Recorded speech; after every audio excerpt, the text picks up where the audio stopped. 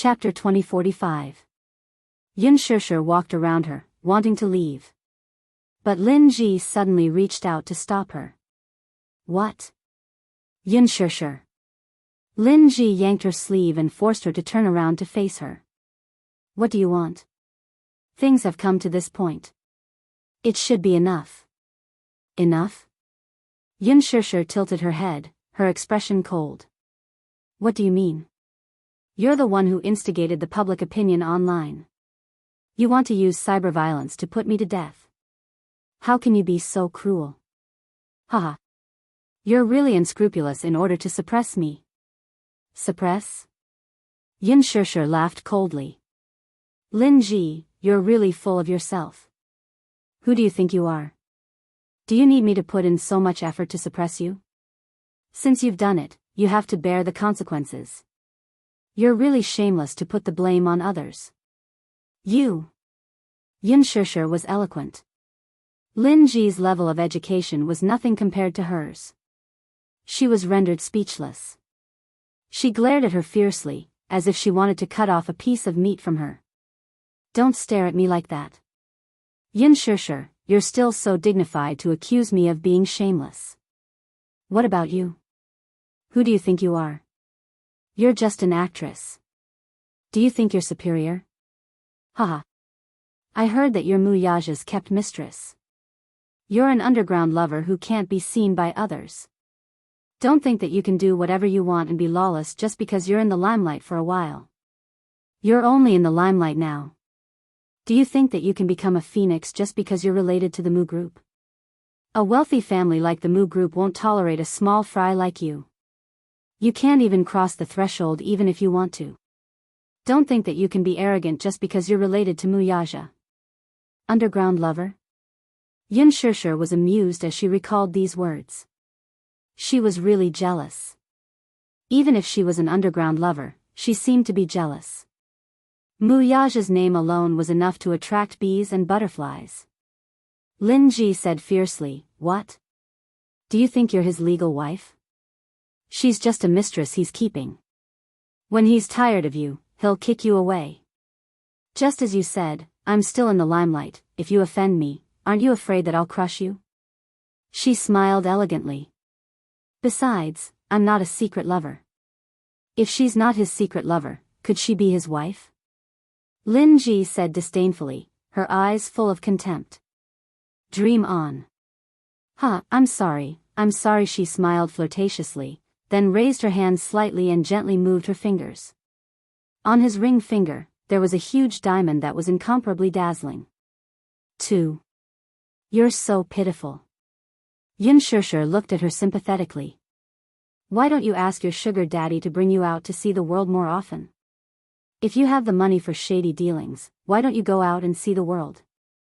It's embarrassing that you're so short-sighted. Do you think I'm like you? Treating a fake as a treasure? As she spoke, she glanced meaningfully at the diamond pendant around her neck. The so-called high-quality imitation was the use of real materials to make a one-to-one imitation of a piece of jewelry. Chapter 2046. Yun Shishir could tell at a glance because the diamond necklace she was wearing was a gift from Muyaja. It was a limited edition and the only one in the world. Lin Ji's necklace was obviously a fake. Yun Shishir sneered. Leaving the dumbfounded Lin Ji behind, she took a detour and walked away. Lin Ji snapped back to her senses and turned around to watch her leave. She gritted her teeth in hatred. Yun Shishir. Wow. Shishir, you're awesome. You've finally shown your prowess this time. She stood at the side and was extremely excited after witnessing what had just happened. She happened to pass by and saw that scene. She wanted to go up and help, but seeing how Yun Shishir made Lin Ji tremble in anger with just a few words, she felt relieved. Shishir, you don't know how ostentatious Lin Ji was in the production team after she came back from Sea City. Those people in the production team were praising and flattering her. I felt angry when I saw it. You don't know how detestable she is. Alright, don't be angry anymore. Of course, I'm not angry. Her. The second day after she came back, Huan Yu dealt with her. She's now a laughingstock in the production team. On the surface, they seem to be respectful, but who knows how they're laughing at her behind her back. You see, the moment you came back, she came looking for you aggressively. In the end, you gave her the cold shoulder. I think she's about to go crazy from anger. Ha ha. Shi was elated.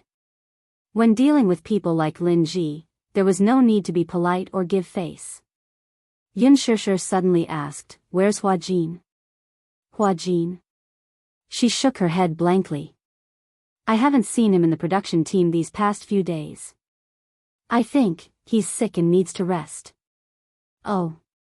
He's probably still in the hospital. She suddenly recalled the scene that day. Lin Shuya, that arrogant woman. Xianxia suddenly felt sorry for Hua Jin. Shi looked at her in a daze and asked curiously, "Shusher, what's wrong with you? You're thinking about something." No. Xianxia smiled and said, "I'm going to do my makeup. There are still 2 more scenes." Yes. You don't have many scenes left. You'll probably be done in a few days. Xianxia went to the dressing room to get ready. She changed her clothes and put on makeup. She had been resting at home for the past few days and went through the rest of the script. Because she was very familiar with it and her performance was on point, she basically passed it in one take. After that, Shi and Xianxia chatted and laughed as they made their way to the parking lot. The parking lot of the film city was very big, but there were not many streetlights, so the light was dim. Xianxia was in the midst of joking with her assistant when she suddenly saw a stretched limousine slowly driving toward them from a distance. At first, they did not pay much attention to it. It was only when the limousine drove toward them and stopped in front of them that Xianxia reacted abruptly. After the limousine came to a steady stop, the door opened and a few men in black alighted. They eyed them covetously. Shi immediately raised her guard and looked at them warily. She asked coldly, "Why are you stopping the car here? Who are you?" Xianxia. A woman's cold voice came from the limousine. Xianxia looked in the direction of the voice and saw an elegantly dressed woman alighting from the car with the help of someone. She recognized the woman in front of her at a glance. Mu Shumin. Chapter 2047. He. How have you been? Mu Shumin sneered and took a few steps toward her. However, Shi realized that this woman's legs seemed to be sluggish, as if she had suffered some injury, for it was strenuous for her to walk. Xianxia suddenly recalled that, on the day of the engagement ceremony, Mu Shumin had come to the scene to provoke her. In the end, she was beaten to a pulp by Gong Jie's men. She had probably never suffered such humiliation in her life, so she must be bearing a grudge against her. Now, she had brought people here to cause trouble. They were probably here to get back the face they had lost on the day of the engagement ceremony. Now, they had the advantage of numbers and were aggressive. It was obvious that they were not here with good intentions. Shi panicked. She pulled Xianxia and retreated a few steps as she glared at them warily. "What are you guys trying to do?" Mu Shumin smiled maliciously and did not want to say anything more to her. He waved his hand and said in a chilling tone, "Teach her a lesson. Teach her a lesson." As soon as he said that, a few men in black behind him immediately walked toward Xianxia and Shi. Shi screamed in fright. Judging from their stance, they were obviously going to lay a hand on them. Oh, God! Who exactly is this woman? Shi did not recognize where this woman came from, but the men in black behind her looked like real weapons. If they were to really lay a hand on them, breaking a few ribs would be considered a small matter. Shi said indignantly, "This is the film studio. There are so many media reporters here. Don't you think it's shameful for you to be violent toward 2 weak women in public?" Weak women? Ha! Mu Shumin looked at Xianxia. "I think you're the reincarnation of a vixen. I don't know what sorcery you used to charm that lad. If I don't teach you a lesson today, I think you won't know the immensity of heaven and earth." Xianxia, however, was strangely calm. "Are you here to teach me a lesson? Does Mu Yaja know about this?" "Shut up. Don't use that B** star to pressure me. Why? In terms of seniority, I'm his elder. Do you think I have to care about that lad's face when I teach a B** tch a lesson? Xianxia said, You can't say that. What have I done to offend you that you have to make things difficult for me? Knowing that she was stalling for time, Mu Shumin waved his hand and gave his order. You have a sharp tongue.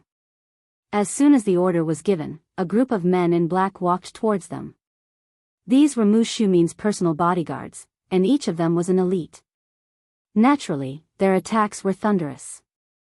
Xianxia only felt a gust of wind sweep past her. Unknowingly, a fully armed man appeared beside her and shielded her with his hands, blocking that aggressive slap. Mu Shumin was stunned. The night was too dark for her to see clearly where this man came from.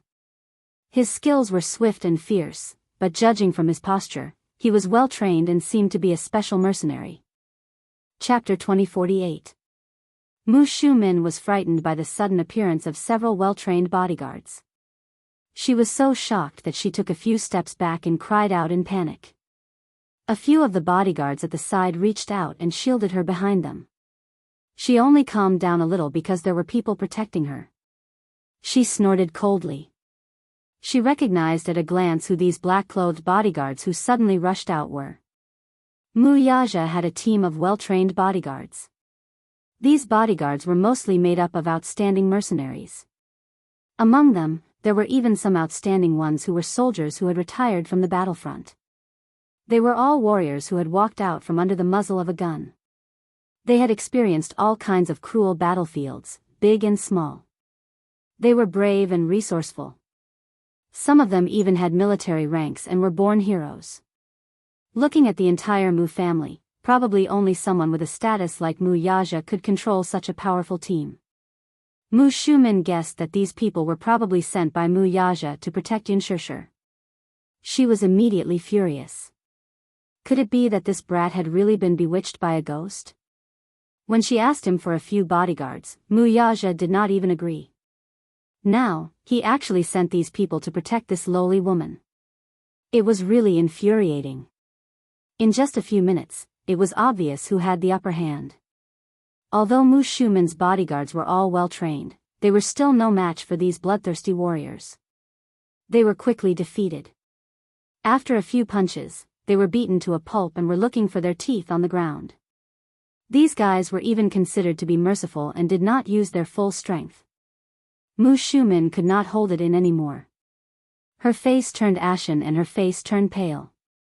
She immediately shouted angrily, How dare you? How dare you do that? Do you know who I am? How dare you touch my people? However, no one paid any attention to her stern questioning. Mu Shumin could not take it anymore. She cursed hysterically, Are you crazy? Don't you have eyes? I told you to stop. Didn't you hear me? Just as she finished speaking, one of her most valued bodyguards was sent flying with a kick. He fell beside her and was kicked in the ribs. He rolled on the ground in pain. The other party was tall and strong, with an average height of 1.88 centimeters. Coupled with the hard leather shoes on their feet, such a strong force was bound to break a few ribs. Mu Shumin did not expect such a turn of events and screamed in shock. How dare you? You! Are you all crazy? You guys! Are you guys crazy? I'm Yaja's aunt. All of you, stop. Mu Shi, who was standing beside Xianxia, was shocked by her words. Because she was not. Xianxia had Wuxia's support, but she did not have a big shot to take care of her. How could she dare to offend her? She could not afford to offend her. A man in black from the other party stared at her with a sharp gaze. A cold glint flashed across his eyes.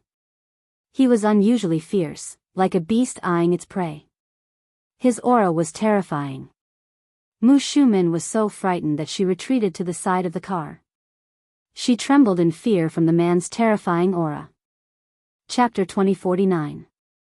Although his attitude was still respectful, the meaning of his words was already very clear.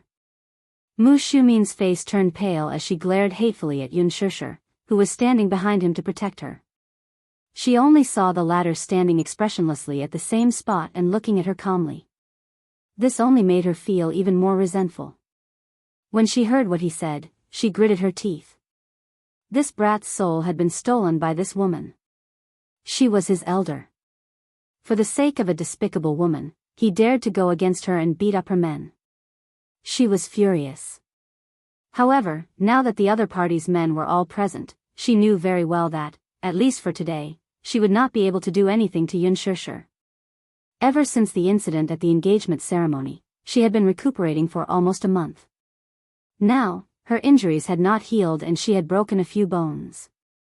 Even walking a few steps was difficult for her. After returning to the Mu residence, the more she thought about it, the angrier she became. Hence, she was determined to teach this arrogant woman a lesson. Mu Shumin had mentioned this to Mu Linfeng, but Mu Linfeng had chastised her. Are you crazy?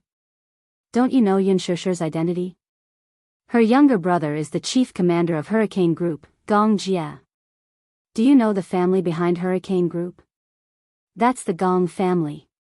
If you want to go against her, you're going against the Gong family. If you do anything to Yun Shishir, the Gong family will not sit back and do nothing. The Gong family? Mu Shumin clearly knew very little about Gong Jia. Mu Linfeng sneered. If you'd put in more effort, you wouldn't have been led by the nose by that brat. Mu Shumin was indignant. The engagement ceremony was an accident. If she had brought enough men with her, she would not have been afraid of the Gong family.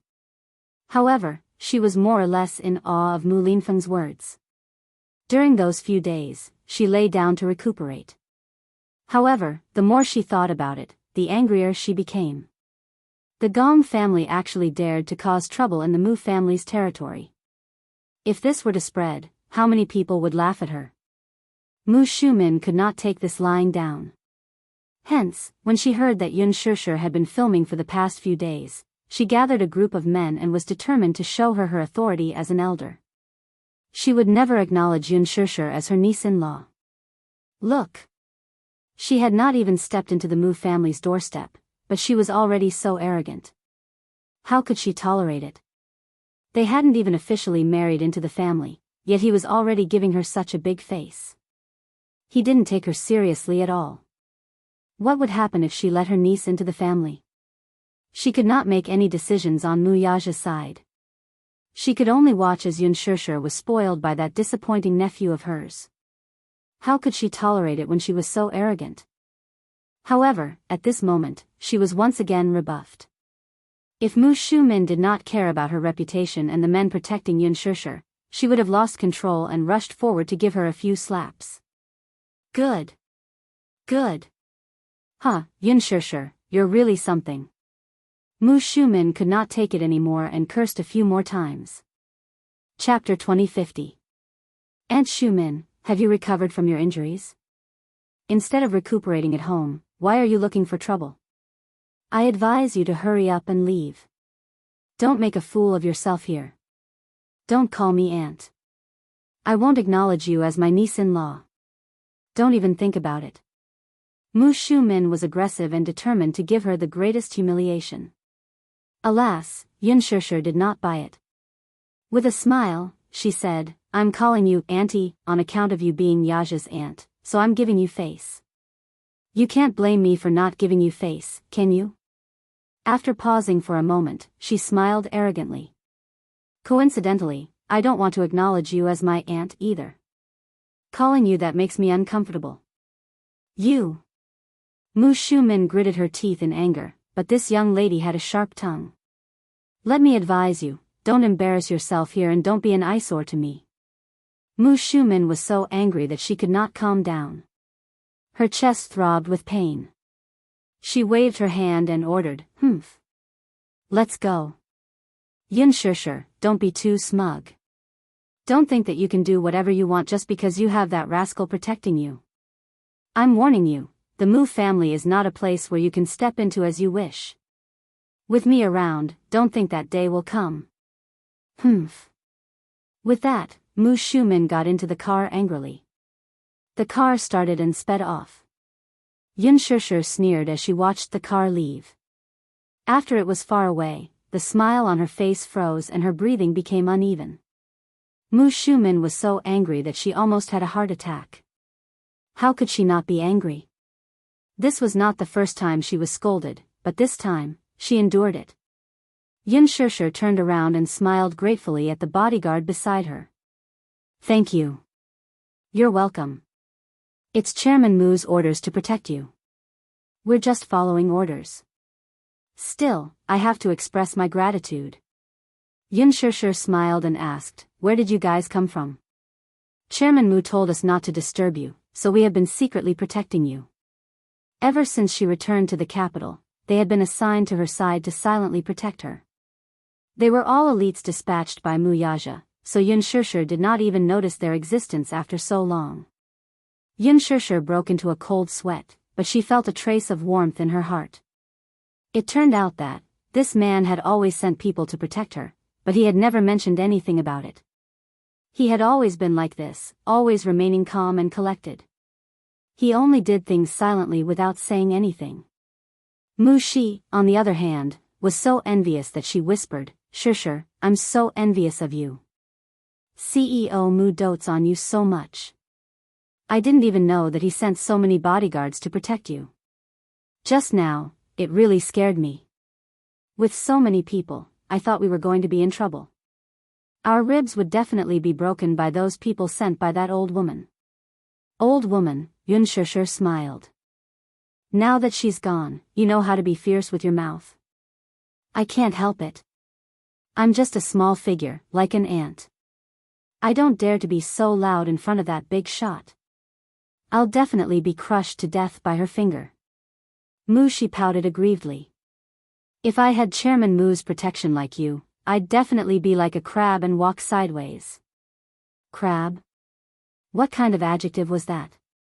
Xianxia did not know whether to laugh or cry. Enough. Don't sulk. It's getting late. Let's go back. Chapter 2051. When Mu Shumin returned to the Mu residence, she coincidentally bumped into Mu Yancheng, who was visiting old Master Mu. In the living room, she was sitting on the sofa with a livid expression. She was so angry that she swept the tea set on the coffee table to the floor. Rip, the teacup shattered, and tea splattered everywhere. Mu Yancheng had just come downstairs when he saw her flushed with anger. He could not help feeling puzzled. Auntie, what's wrong? Who was the one who made you suffer so much? Who else could it be? Isn't it that B***TCH? She was so furious that she did not choose her words carefully. When Mu Yancheng heard this, he quietly scanned his surroundings. The servants at the side immediately retreated with their heads down.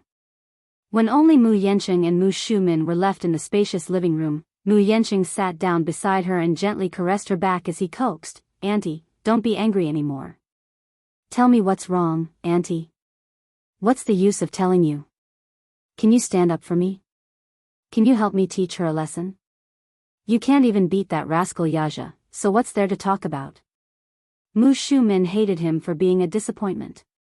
Now that she was in a fit of anger, it was inevitable that her tone would be unpleasant when she spoke to Mu Yancheng. Her words were as if they were poisoned. Mu Yancheng's face alternated between green and white at her words, but he could not refute her. Expressionlessly, he took a deep breath, clenched his fists, and gritted his teeth to suppress his grievances. If I want to fight with second brother, I need to have the right to do so. Now that second brother is the head of the Mu family, he has a high position and authority. How can I compare to him? Mu Shumin was so angry that she could not speak. After a long while, she took a deep breath and said calmly, Today, I went to look for that woman. Oh. Mu Yancheng looked at her. Why did you look for her? As her elder, should show her who's boss. But guess what? Your second brother sent a group of people to protect her in secret and beat up my men until their faces were swollen. The more he spoke, the angrier he became. Auntie, don't be angry. Why do you care about that bitch? Don't lower yourself to her level. What are you doing? Now that she's relying on your second brother's protection, she's almost riding on my head. How can I not be angry? She doesn't put me in her eyes at all. She deserves to die 1,000 times over. Mu Yanqing smiled with a sinister look in his eyes, as if he was scheming something. He rolled his eyes and gently covered the back of Mu Shumen's hand. He suddenly said, "Aunt, look at second brother. Ever since he became the Mu Jia's lord, his temper has become more and more arrogant." This was not a good sign. As the Mu Jia's lord, he should take care of the family's righteousness. But look at him, second brother, for a woman, he made the whole Mu Jia into a mess. All the elders in the family had opinions about him. With how he handled things, how could they be assured to hand over the position of lord to him? I really don't understand why Grandpa insisted on giving him the position. In my opinion, second brother is really too disappointing. Mu Yanqing had long coveted the position of lord of the Mu family. Among the younger generation, Mu Yaja was the leader. Whether it was in terms of ability or talent in business, at a young age, he had extraordinary courage and was quite a leader. Chapter 2052. Mu Yanqing, on the other hand, was different. Although he was not as good as Mu Yaja, the ambition in his bones was quite big. Since ancient times, no one could resist the charm of power. Once one had a taste of being able to call the wind and summon the rain and see those powerful people bow down to him, he could not stop even if he wanted to. Who didn't want to reach the peak and become strong? Although the Mu family was not a royal family, such a family was similar to the royal family in ancient times. Therefore, Mu Yanqing had been competing with Mu Yaja since he was young. However, in terms of ability, he was always suppressed by Mu Yaja. Moreover, at that time, Mu Linfeng saw that Mu Yanqing was a disappointment, so he abandoned him and supported Mu Yaja to take the throne. The inner circle of the family also thought highly of Mu Yaja, this outstanding junior, and did not have any complaints. Mu Yanqing also wanted to give up at first. However, ever since Yunshirshi's appearance, the situation had changed. Now, the inner circle of the family was not united, and their opinions were not unified. Some elders thought that no matter who Mu Yaja married, they would not have any opinions. After all, as long as he could manage the Mu group well, it did not matter what kind of woman Mu Yaja married. In the entire capital, in terms of qualifications, no other family was comparable to the Mu family, so they let him be. However, some people thought that a woman like Yunshirshe would be a demoness in ancient times. If Mu Yaja put all his attention on such a woman, something would happen sooner or later. In ancient times, there was a saying, Bobaeasai's smile, the beacon fire teasing the feudal lords. It was hard to guarantee that such a ridiculous thing would not happen again. Not to mention other things, after Mu Yaja took the throne, he immediately replaced all the spies that Mu Linfeng had planted around him. Once the monarch took the throne, the officials around him would naturally be replaced as well. Just this point alone was enough to make Mu Linfeng upset. The outstanding chess piece that he had painstakingly cultivated had actually started to talk to himself and not listen to his orders. This made him feel an unprecedented sense of crisis. This gave Mu Yanqing an opening. Mu Linfeng was thoroughly disappointed in Mu Yaja now. He began to shift his focus to Mu Yanqing, hoping that the latter would work harder and help him rise to the top. Mu Linfeng had a strong desire for control. Perhaps this was a trait in the Mu family's bloodline. He wanted a family head who was obedient and sensible, no matter how capable he was. However, Mu Yaja's current actions caused him to feel deeply worried. When Mu Shumen heard this, a thought flashed through his mind. Unlike Mu Yaja, Mu Yanqing had always listened to her. Unlike Mu Yaja, that rascal, he would immediately give her a hard time whenever her words were sharp. Although Mu Yanqing was arrogant on the outside, he was very respectful to the elders in the family. Compared to Mu Yaja, she felt more at ease with Mu Yanqing as the family head. Mu Shumen turned her head, and their eyes met briefly. Suddenly, she said, and is thinking that compared to Mu Yaja, you might be more suitable to be the family head. Your second brother is definitely worrisome and extremely self-centered. After he became the family head, he didn't care about the family's feelings at all. He gets whatever he wants and is lawless. You must know that the Mu family is so big that he can't do whatever he wants. Mu Shumin spoke her mind. The grievances that she had been suppressing for so long were finally vented out regardless of the consequences. Chapter 2053. It seemed that his aunt's dissatisfaction with his second brother had reached its peak. To him, this was a once-in-a-lifetime opportunity. Why not take advantage of this opportunity to push Mu Yaxia down from the position of the family head? He was laughing in his heart, but there was a hint of bitterness on his face. Suddenly, he frowned and sighed, I also want to.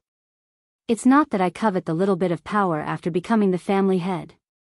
The main thing is that I'm really disappointed in my second brother. So what if the Mu family is powerful? If he marries a broken shoe into the family, who knows how many people will laugh at him?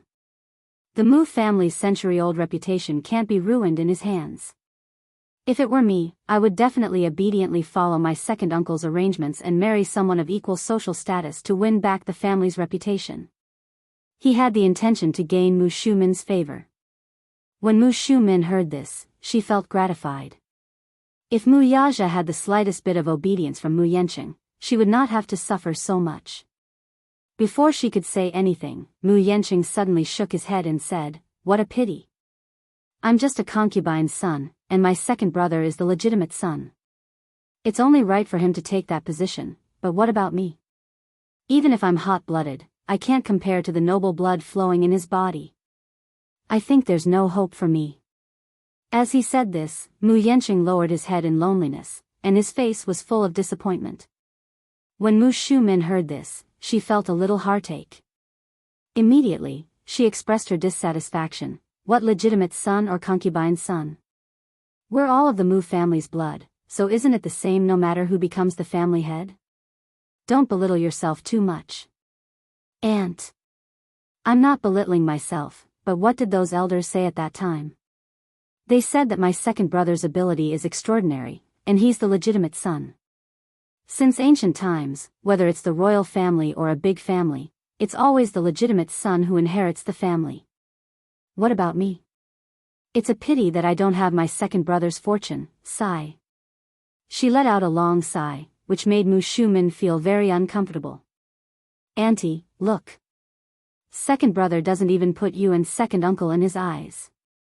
Not only did he replace all of your people with his own people, in this Mu group, how many words can you and second uncle say now? They didn't even look at the shareholders' proposal and directly rejected it. They didn't give them any face at all. It doesn't make sense. I really feel sorry for you. What's the difference between second brother and an ingrate? As he said that, he slammed his fist on the coffee table. Bang! He sounded indignant. Preposterous. The more Mu Yanqing added fuel to the fire, the more indignant Mu Shumin felt. It would have been better if he had not said that. Now that he mentioned this matter, Mu Shumin was so angry that he could not control himself. Your second uncle and I are to blame for being blind back then. I actually thought he was the most suitable candidate for the position of patriarch. It's all my fault. It's my fault. Mu Yanqing sneered and said, Let's wait and see. When he loses the support of the family, let's see what waves he can stir up. Yanqing, you have to work harder. I'll discuss it with your second uncle later and see if we can support you to become the patriarch. Mu Shumin said so. Mu Yanqing was overjoyed. He was pleasantly surprised that Mu Shumin could say such words. What he wanted was Mu Shumin's words. These words were more reassuring than 10 pills of reassurance. Mu Shumin should not be underestimated. He still had a certain reputation and status in the family. Chapter 2054.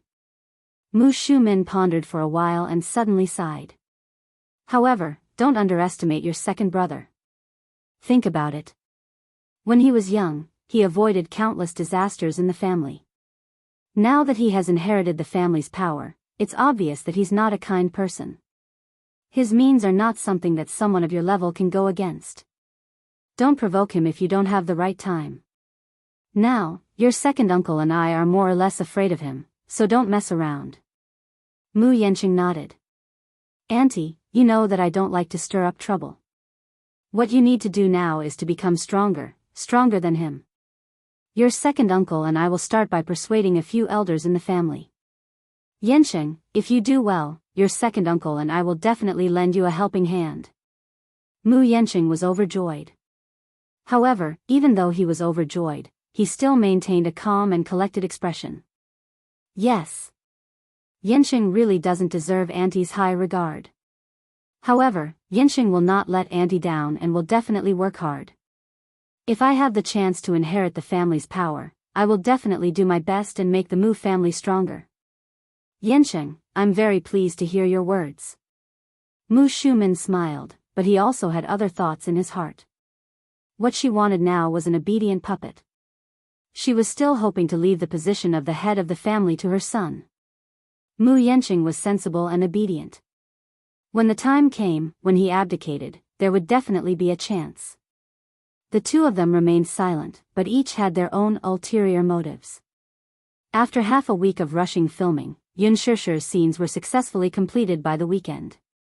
On the day of the completion of filming, Hua Jin returned to the capital from Sea City and returned to the set. Yun Shishir's scenes were completed, and the script was more than halfway done. Gu Xiaoyang was in a good mood, so he specially ordered a huge cake to be prepared. That night, he magnanimously booked a large private room in the hotel to celebrate it.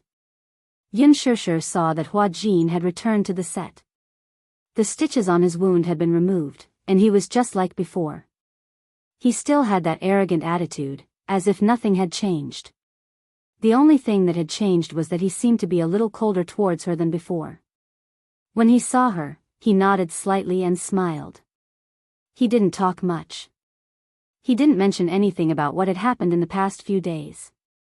She originally wanted to show her concern for Lin Shuya, but seeing Hua Jin's distant and indifferent attitude, she dismissed the idea. She had changed a lot. He was still indifferent to others. Could it be that he was wary of Lin Shuya, so he kept a distance from her? Yun Shishir was upset. She wholeheartedly wanted to help Hua Jin break away from that circle and Lin Shuya's control. She could tell that Hua Jin hated Lin Shuya from the bottom of his heart and wanted to get rid of her control. However, he was more afraid of her than hate. He didn't know how much power the Lin family had to make him tremble in fear. He was probably afraid of implicating her. That was what Yun Shishir thought. At the celebration party, everyone was cheering. But she was smiling on the surface, but she was feeling disappointed. She was a little reluctant to leave the set. During this long filming, there were tears and laughter. Although there were unhappy moments, most of them were unforgettable memories. Shishir, I envy you. You have completed filming smoothly. We still have a long way to go. A supporting actress in the set said enviously. Chapter 2055. Her role was a thankless one. When the TV series was broadcasted, the audience would definitely hate her and wish for her death. Once it was broadcasted, her Weibo would surely be attacked. This role was really a thankless one. Not only did she harm the female lead, but she also stole the male lead. She was shrewd and scheming, making her a very vicious supporting character. When she first read the script, she was furious, but more than that, she was excited. To be able to take on such a difficult role was really exhilarating. Of course, she was also prepared to receive all kinds of criticism. She snorted and lowered her voice to Yun Shishir. It's so unfair. Lin Ji is clearly the most suitable for such a vicious role. She's practically acting herself. Shishir, why didn't you take on the role of the female lead back then? Boss Qin has already arranged everything for you. Even Director Gu has personally selected you. Lin Ji heard this from the side. I think she knows her place. She knows that she can't take on the role of the female lead. She's not famous enough, so she definitely can't raise the ratings. Other than the few main leads, Director Gu and the rest of the higher-ups were not present. Hence, she did not have any scruples with her words. She was very unhappy with Yun Shishir, but she could not do anything to her. Hence, she could only flaunt her glib tongue. She was instantly enraged when she heard this. This person was clearly provoking her on purpose while Director Gu was not present. Just as she was about to speak, Yunshushi stopped her. She then turned to look at Lin Ji, smiled elegantly, and drawled, "I don't have a choice. Who asked me to be a capable actress? If I let you take on such a difficult role, you definitely can't do it well. I gave you the female lead role because I'm taking care of you. You should thank me." It was an understatement, but it was extremely sarcastic. A few actors at the table snickered while covering their mouths. Lin Ji was a little embarrassed. She glared at her fiercely and stubbornly said, "Who said that I can't act? Do you think my acting is worse than yours? Hee hee. Yunshushi, don't think too highly of yourself. If word gets out, you'll become a laughing stock. What gives you the confidence to say that your acting skills are better than mine?" Hua Jin frowned impatiently but did not say anything in the end. When Yunshushi heard this, she said something vicious, "I don't think so. I don't have the right to say that in front of an actress who even had to resort to underhanded means." Lin Ji's face was livid as she was rebuffed. Yunshushi's words didn't care about her feelings at all and humiliated her to the core. In front of everyone's eyes, she peeled off her face until there was nothing left. Everyone covered their faces and snickered. This scene was really too satisfying. They didn't dare to argue with Lin Ji. Hence, many of them in the crew quietly accepted Lin Ji's words but didn't dare to say anything to her face. But Yunshushi's words helped them vent their anger. Lin Ji looked around and saw that everyone, be it the lead or the supporting cast, was secretly laughing at her. Their gazes were filled with contempt. She instantly felt like she was sitting on pins and needles. She felt that she had lost all her face. In the past, she didn't realize that Yunshushi was so sharp-tongued. She was probably picking on her soft spot to step on. Chapter 2056. Thus, Lin Ji endured the humiliation again and again. However, she also learned to be obedient and did not dare to provoke him again. Hua Jin glanced at her and then silently retracted his gaze. He casually picked up the teacup and took a sip. He frowned and spat it out on the plate. Yunshushi saw this and immediately asked with concern, "Is it hot?" Hua Jin shook his head, but his attitude was a little indifferent. Yunshushi's expression was a little cold. Lin Ji saw that Yunshushi had finally put on a cold face and instantly sneered. Unexpectedly, as soon as she sneered, Hua Jin glared at her coldly. Almost in the next second, the slightly hot teacup in his hand was fiercely thrown at Lin Ji. Lin Ji was suddenly splashed all over. It was so hot that she screamed and immediately stood up. She hurriedly patted the tea off her body and shook her clothes while crying. Even though she was nimble, the skin under her clothes was still scalded red. Hua Jin violently threw the teacup on the floor. With a crack, the teacup broke into pieces. Everyone was frightened by his sudden anger and instantly fell silent. They did not dare to breathe loudly. Yunshushi was also stunned. She did not expect the situation to develop like this. However, Hua Jin's expression was incomparably cold as he said coldly, "Don't show me that face."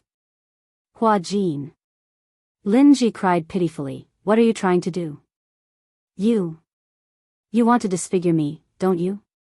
"Disfigure you?" Hua Jin laughed contemptuously. "If I wanted to, that cup of tea just now would not have just splashed on you." When Lin Ji heard this, she was so shocked that she broke out in a cold sweat. Hua Jin had been merciful just now, but only splashed on her body. If the angle was a little more extreme, it would have splashed on her face. Lin Ji was so angry that her whole body trembled. Fortunately, most of her winter clothes were thick. Even if she was scalded a little, it was not to the extent of blisters. If it had been summer, then her chest would have been ruined. In the future, no matter what event she attended, she would basically say goodbye to the sexy gown. However, being splashed with tea in public was a great humiliation. Lin Ji bit her lip, tears welling up in her eyes. She choked on her sobs. Why? Why are you doing this to me? What did she say wrong? She didn't even say anything. All she did was unconsciously sneer. She was just watching a joke, yet she was treated like this. However, Hua Jin's lips curled into a mocking smile.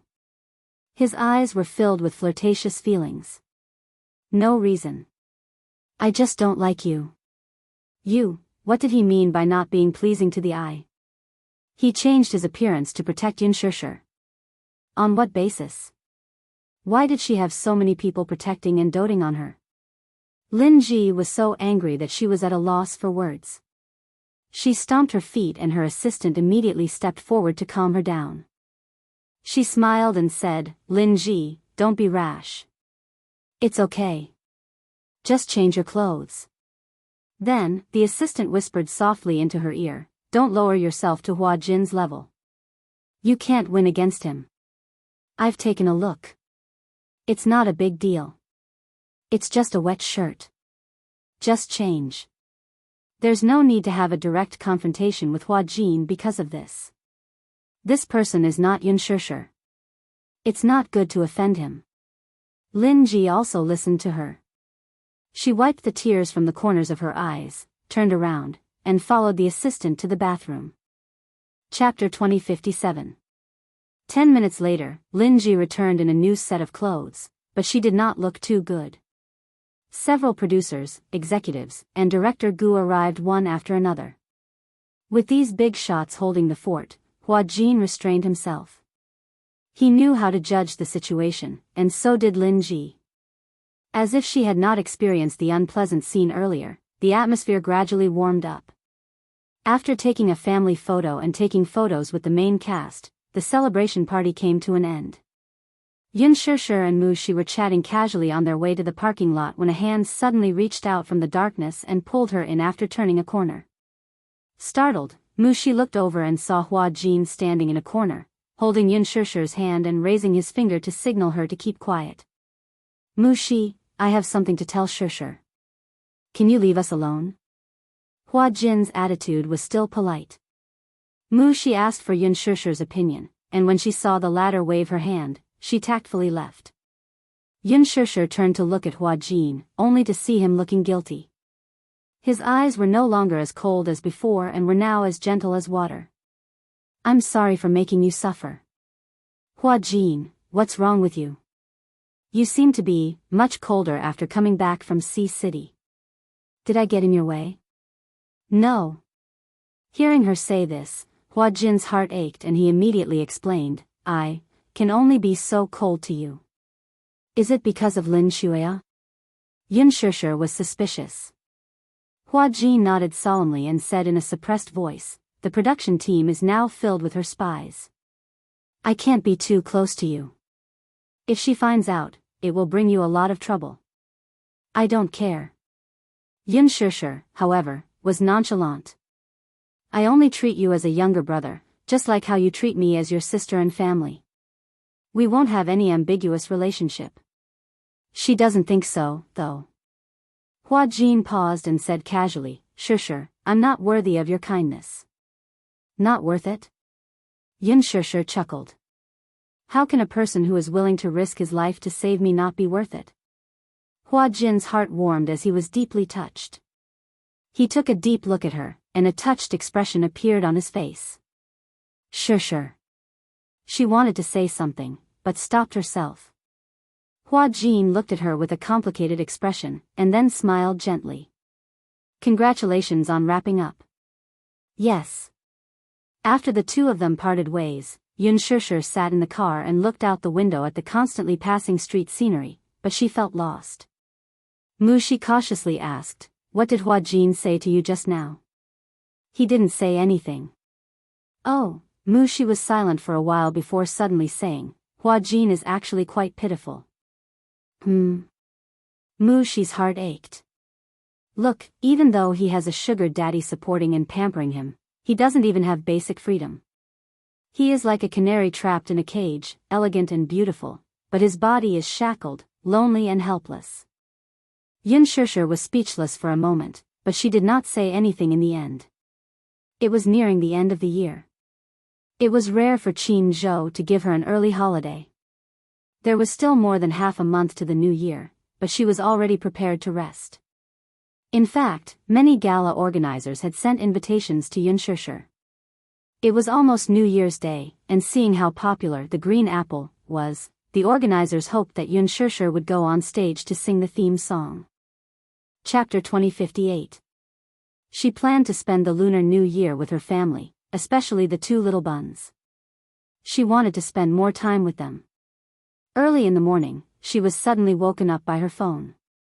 Xianxia felt for her phone and answered the call. Gong Jie's charming and sexy voice sounded from the other end.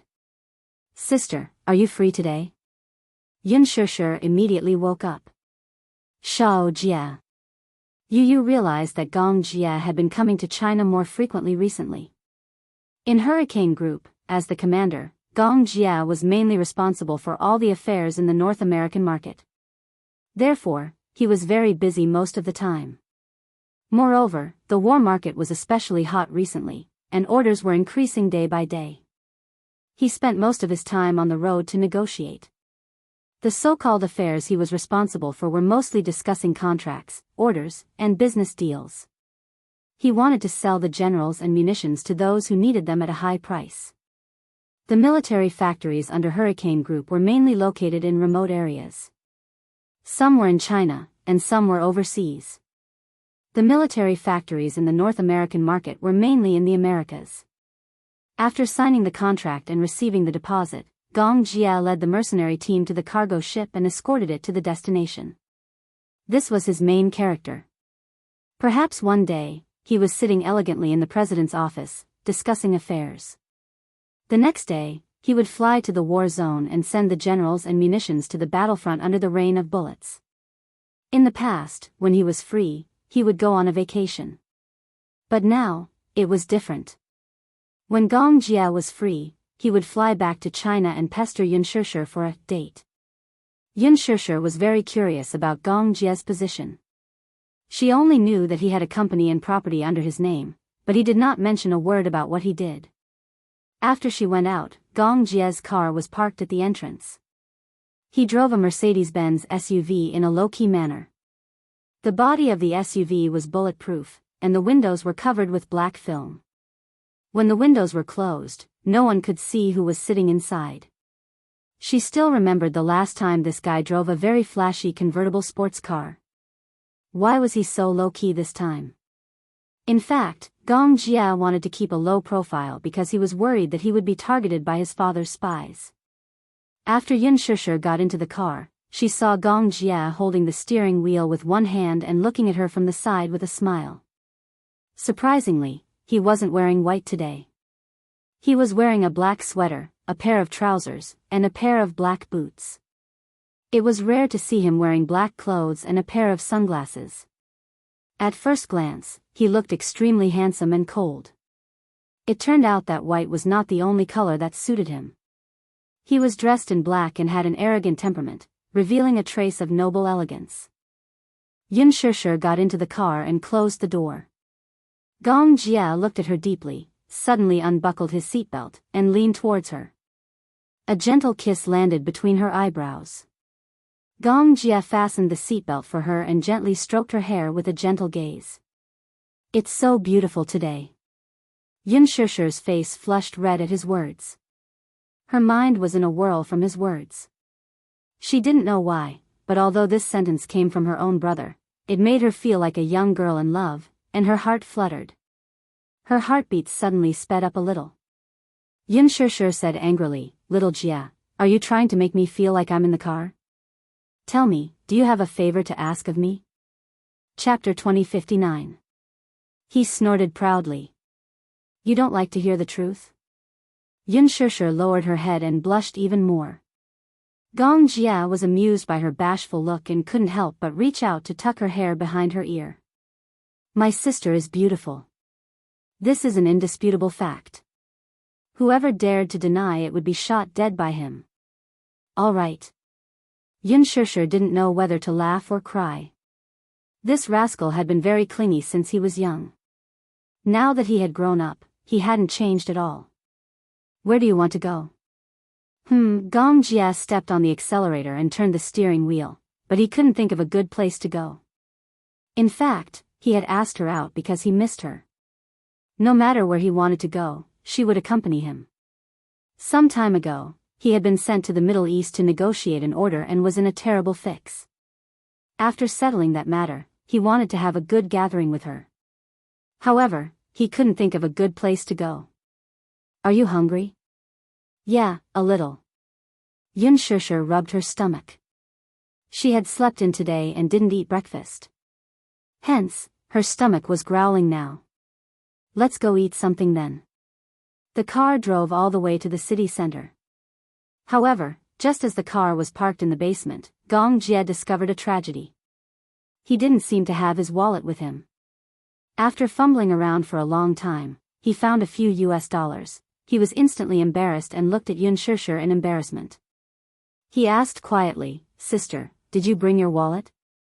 Xianxia fumbled around for a while and also found a tragedy. She took out $100 bill awkwardly. Is it enough for a big meal? The two of them were silent for a minute as they looked at each other.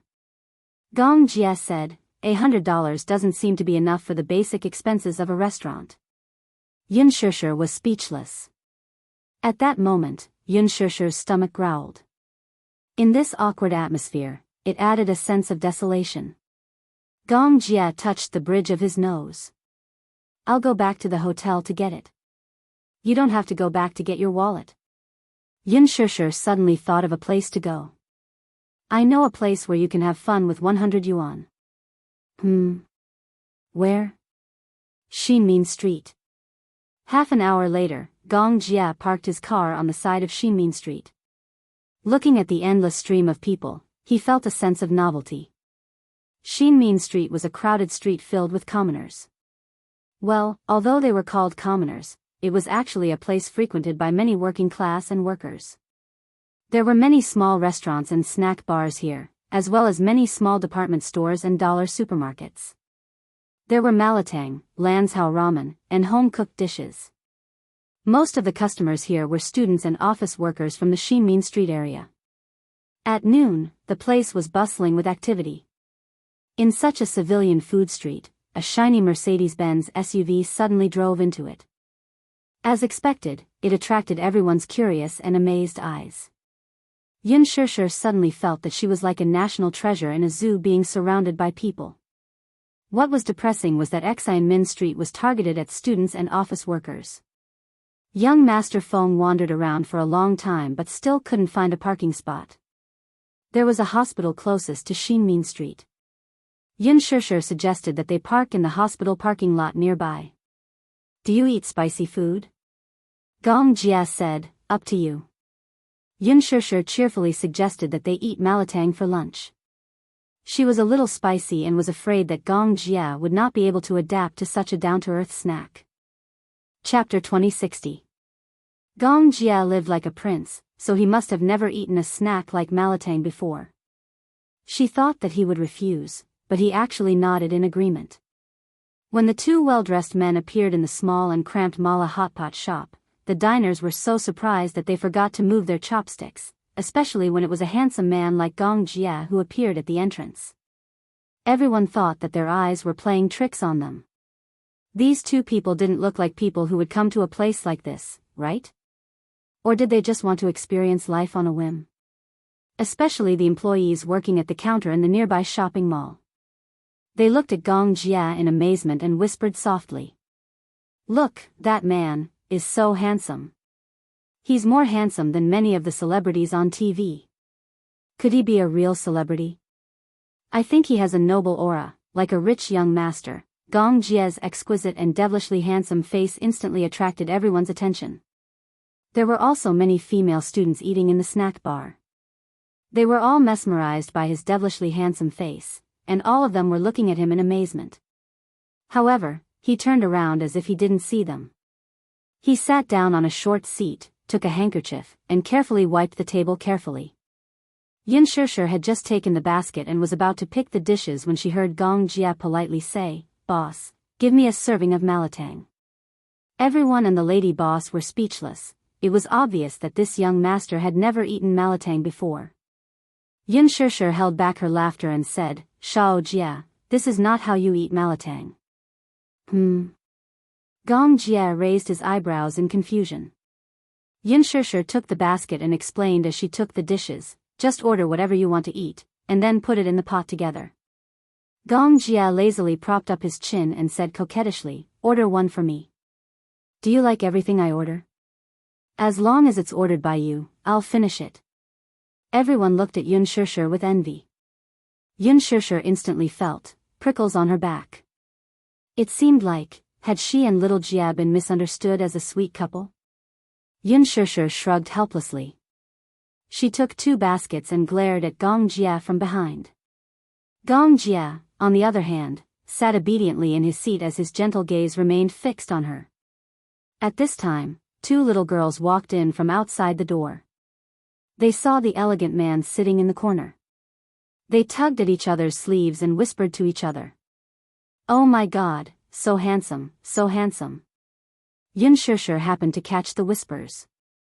She turned her head coolly and saw the 2 girls running over happily. When they reached Gong Jia's side, they wanted to sit down. Gong Jia retracted his gentle gaze and saw someone sitting beside him. His gaze immediately turned cold. "There's someone here." "Huh?" The little girl looked at his face in a daze and didn't understand. "Handsome, what did you say?" "I said, get lost." These 3 words were merciless, arrogant, and cold. The 2 girls were instantly petrified. Their hearts were broken. A woman at the side kindly reminded, "Young lady, this seat is taken. It's this handsome guy's girlfriend." "Girlfriend?" Gong Jia raised his eyebrows. He was a little surprised that he was misunderstood, but he didn't correct her. Yin Shishir didn't hear this. She took the dishes and handed them to the boss. At this time, Gong Jia was very curious as he fiddled with Yin Shishir's phone. Chapter 2061. There was a passcode on the phone, but even so, it was not a problem for him. After cracking the passcode easily, a wallpaper appeared before his eyes. The wallpaper was a photo. In the photo, Yin Shishir and Yu Yu's heads were leaning against each other as they smiled at the camera. Xiao Yichen naughtily popped his head out to steal the spotlight. Gong Jia suddenly frowned. Selfie. Women seem to like to take selfies. Out of curiosity, he clicked on a selfie app, Facebook. The lens popped up, and his exquisite handsome face appeared on the screen. He curiously clicked on a decoration, and suddenly, a cat's nose grew on his face. A few wispy whiskers grew on his head, and 2 cute cat's ears grew on his head. His eyes were instantly enlarged by a circle. His originally arrogant and cold appearance, at this moment, actually looked very cute in the beauty camera. He fiddled with the app excitedly and imitated Yu Yu's expression. He proudly puffed up his mouth and took a selfie. However, this cute expression was not as natural as Yu Yu's. It was awkward no matter how one looked at it. Gong Jia deleted the selfie and faced the camera again. He pouted and took another selfie. Click. Add more spicy food. The spicier, the better. Yin Shishir's eyes shone as she stared at the bowl of malatang filled with spicy paste. It had been a long time since she had spicy hot pot. Today was going to be a good day. She was determined to let Gong Jia experience the true essence of spicy hot pot. Yin Shishir turned around and walked to her seat. She happened to see Gong Jia imitating Yu Yu and making a V gesture. Gong Jia was caught off guard and put down his phone awkwardly. He was inevitably a little awkward when Yin Shishir saw him acting cute. He cleared his throat uncomfortably and glanced at her. Pfft. Yin Shishir could not help but laugh. What? Gong Jia was even more embarrassed. He blushed and felt extremely uncomfortable. Nothing. I'm not laughing at you. Then why are you laughing? Yin Shishir held back her laughter. That's because I've never seen such a cool man acting cute. Shao Jia, you're quite a girl at heart. Shao Jia, oh, Shao Jia. Didn't you see the people around you looking at you as if you were a monster when you took those cute selfies? Gong Jie's face burned even hotter, and he felt awkward. And he said he wasn't laughing at him. It was clear that he was making fun of him. Actually, he wanted to take a selfie with her so that she could use it as a screensaver. However, no matter how many times he patted it, he was still not satisfied. Yinshishu sat down and suddenly realized something. She narrowed her eyes suspiciously. I remember that my phone has a password. Yes. Gong Jia felt guilty. You. How did you know my password? Such a simple password. Gong Jia cursed in his heart. If he couldn't even do something like this, how could he be called Gong Jia? Moreover, the password was her birthday. It was so simple that even a pig's nose could crack it. Yinshishu was about to snatch her phone back when Gong Jia suddenly retracted his hand. Then, he hugged her shoulder affectionately and his magnetic and languid voice rang in her ear. Come, look at the camera. Yinshishu lifted her face in a daze, only to hear a click as the photo froze in place. In the photo, Gong Jia had a devilish smile and a deep gaze. She, on the other hand, had a blank and dazed expression. It was obvious that she was caught off guard. However, Gong Jia felt that her expression was extremely cute. He was satisfied and his lips curled into a charming smile. He finally had a photo of the two of them. He was extremely satisfied. Sister's dazed expression is also beautiful. Chapter 2062. Yinshishu was dumbfounded as she watched him skillfully swipe the screen and replace the selfie she had taken with the two little guys. This guy. You're not allowed to change the wallpaper. Or else. Gong Jia raised his eyebrows threateningly. I'll be sad. Yinshishu's lips twitched before she smiled and said, Shao Jia, it's a crime to act cute. Gong Jia was speechless. The boss quickly served the hot and spicy soup. Gong Jia looked down and felt his scalp go numb. He saw kelp, bacon, and wing tips in a medium-sized bowl. What made him gasp was that Yinshishu had filled it with spicy food for him. From afar, it looked fiery red and looked very spicy. Gong Jia looked up meaningfully and glanced at her. Yinshishu felt his scrutinizing gaze and turned her face away guiltily. Not to mention that he didn't eat spicy food, even someone who was used to spicy food wouldn't be able to stand it. Seeing Gong Jia's expression, the boss didn't know what was going on and only praised, handsome, you can eat spicy food. I've never seen anyone who can eat spicy food like you. Gong Jia was speechless. Yinshishu said mischievously, Miss, I wonder if you like the dishes I've chosen? You've said before that you'll definitely finish the dishes that I've chosen. When the boss heard this, he was a little surprised.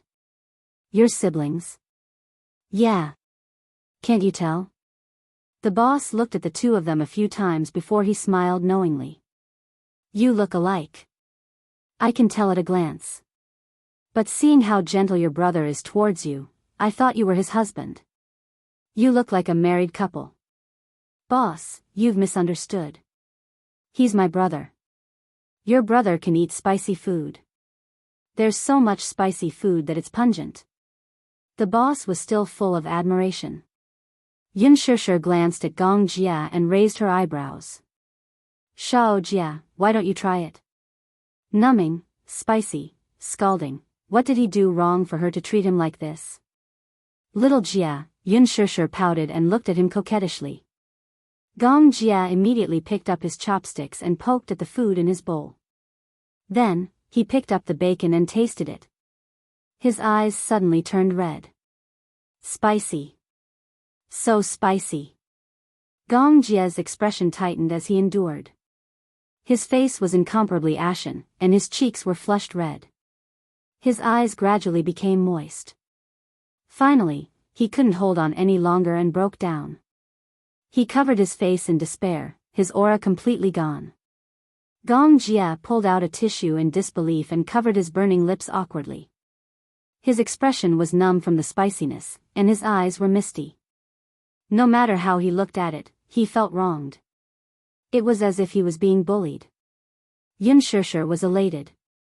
Her eyes sparkled as she looked at him. She suddenly felt that little Jia was actually very cute like this. She had liked to tease him since she was young. She loved to see him reveal such an innocent and lovable expression. The boss didn't know whether to laugh or cry. He laughed and said, "Handsome, is it spicy?" "I knew it.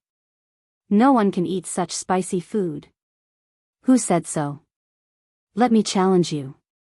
Yunshishir quickly picked up a piece of vermicelli with her chopsticks and swallowed it with a slurp. It was delicious. Gong Jia was dumbfounded as he watched her swallow a mouthful of vermicelli with ease. She had put more spicy food in her bowl than he did, not less. Watching her swallow a mouthful of vermicelli, his scalp tightened. The boss was also dumbfounded. Yunshishir swallowed it and felt a wave of satisfaction. She raised her eyebrows and said, "It tastes great." Gong Jia was speechless. The boss was speechless. What was this? Chapter 2063. Eating so spicy, wasn't he afraid that the spiciness would burn his stomach? Gong Jia watched in silence as tears welled up in the corners of his eyes. Just one look at the red and hot liquid and he felt unwell all over. Yunshishir glanced at him. Seeing that he couldn't stand the spiciness, she laughed and turned to plead with the boss, "Boss. Please, change it to white soup for him, okay? Otherwise, I think his stomach is going to burn up after he finishes this bowl." "Okay." The boss held back his laughter for a long time. Then, he took the bowl away from Gong Jia's hand and adjusted the soup base. Gong Jia was still traumatized by the hellish spiciness. He took a sip. Seeing that the soup base was not as spicy as before, he ate gracefully. Yunshishir watched as he ate with his head lowered.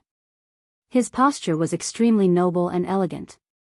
Compared to herself, it seemed like she was a little rude. She immediately restrained herself and imitated his posture. Gracefully and respectfully, she finished the entire night of spicy soup. After Yunshishir walked out of the shop with her round belly, Gong Jia, who was standing at the side, mocked, "What kind of life have you been living for more than 10 years? Huh? What did he mean?" She expressed her doubts with a face full of question marks. "You hated spicy food when you were young." Gong Jia recalled their youth. In his memory, Yunshishir hated spicy food. She couldn't stand it like him. He remembered that once, when they went to eat wontons, he put a spoonful of chili sauce in her soup bowl as a prank. At that time, she didn't know what he was talking about. He lied to her that it was ketchup, so she took a big gulp. In the end, she choked until she was dizzy. She cried because of the spiciness and rubbed her eyes. In the end, her hands were stained with chili sauce. When she rubbed her eyes, her eyelids were red and swollen. She was in extreme pain. Gong Jia was scared out of his wits. He hurriedly coaxed her and hugged her to comfort her. In the end, he carried her home. When Mu Qingqing came back, she saw Yunshishir's eyes were red and swollen, and his mouth looked like a sausage.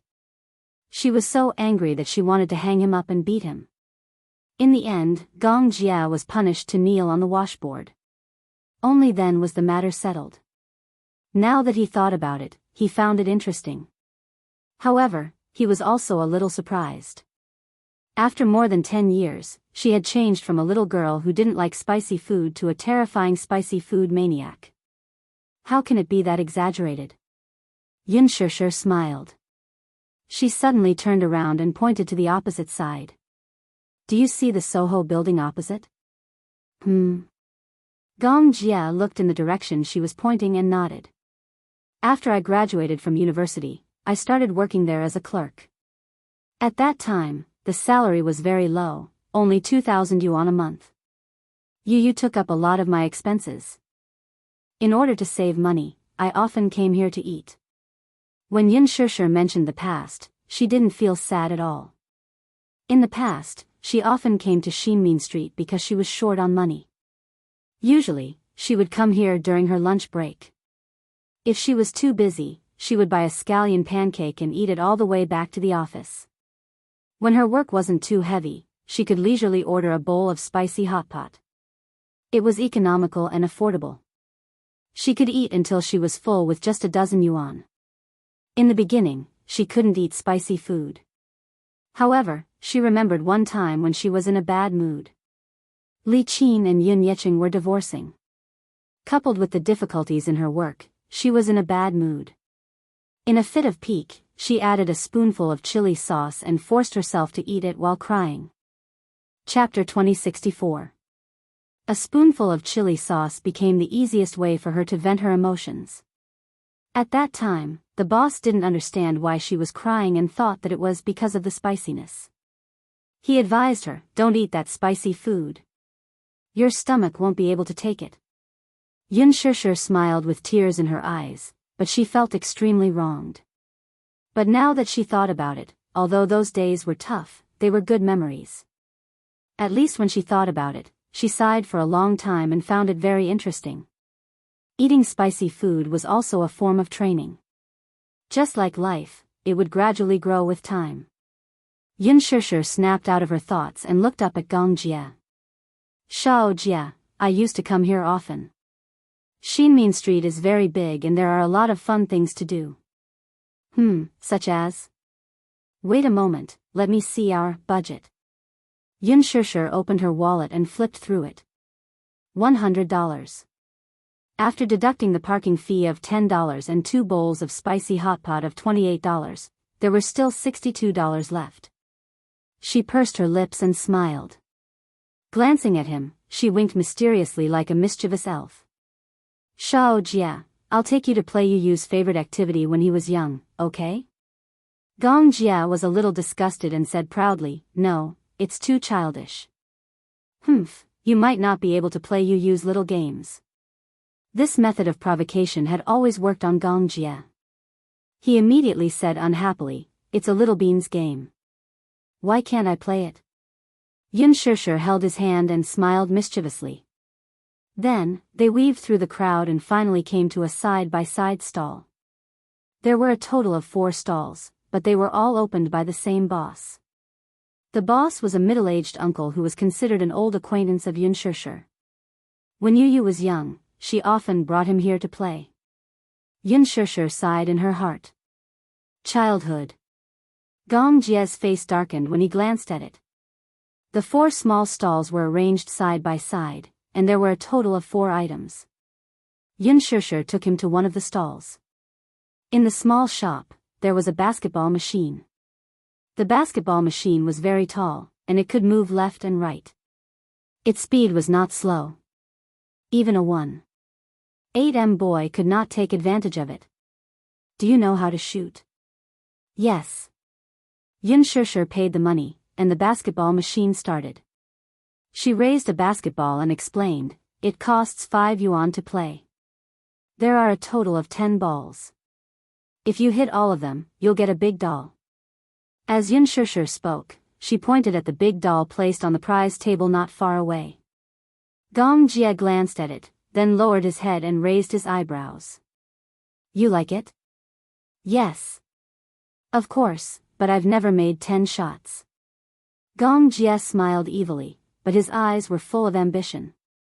He walked to the front of the shooting machine, grabbed a basketball with one hand, and threw it toward the moving basket. Clang! He was in.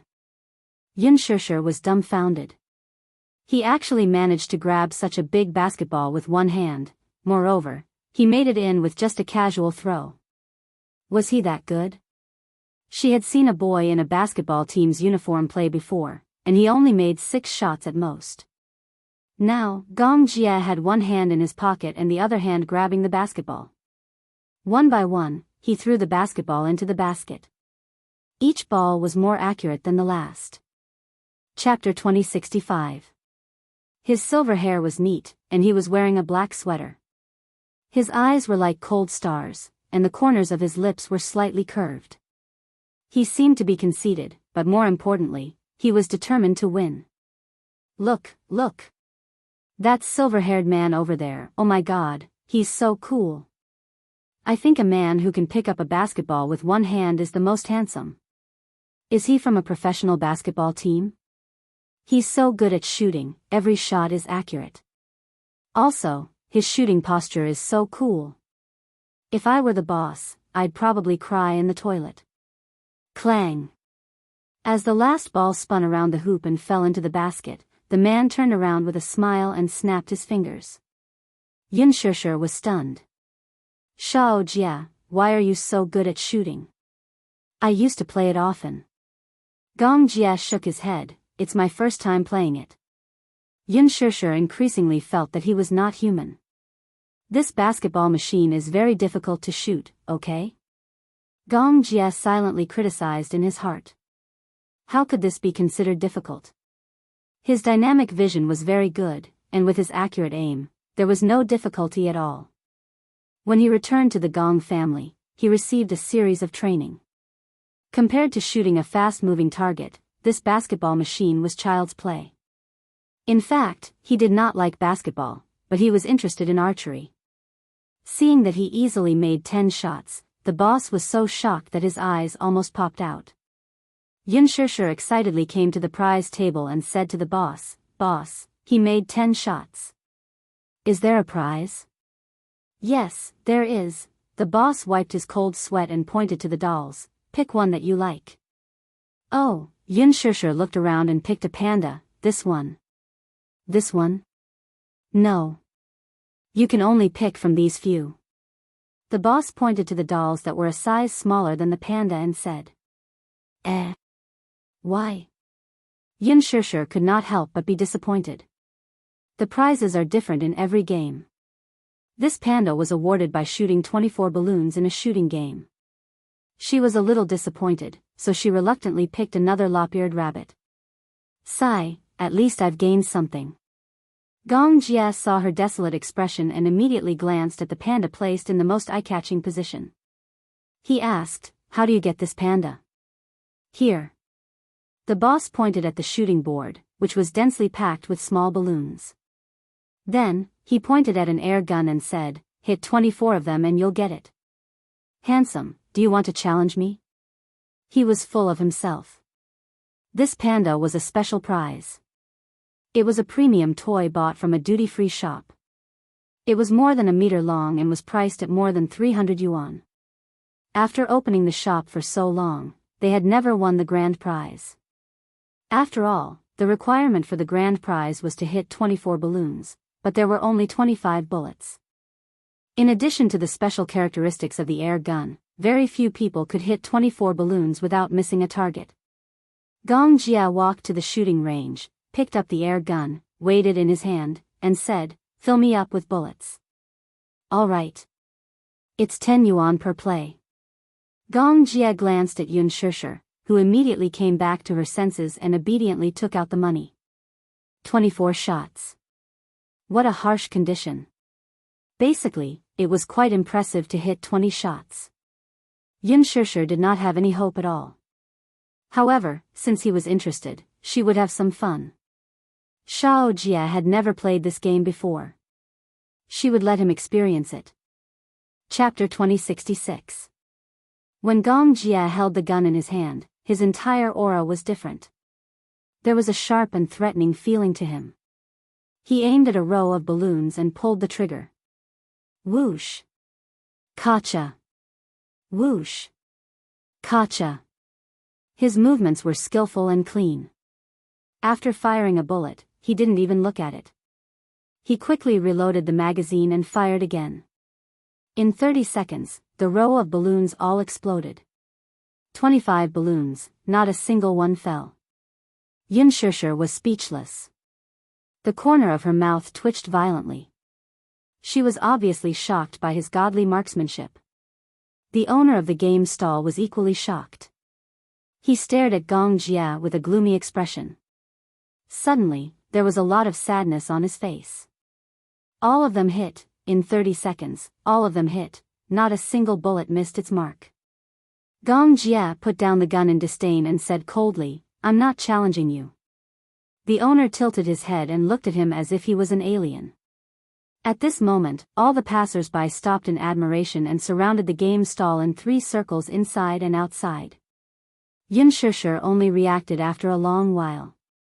She walked to Gong Jia in a daze and squinted her eyes to size him up. Gong Jia turned around and saw her complicated expression. He was a little stunned. What's wrong? Shao Jie? Yes? Did you cheat? Yin Shishir still felt like she was in a dream. Gong Jia was speechless.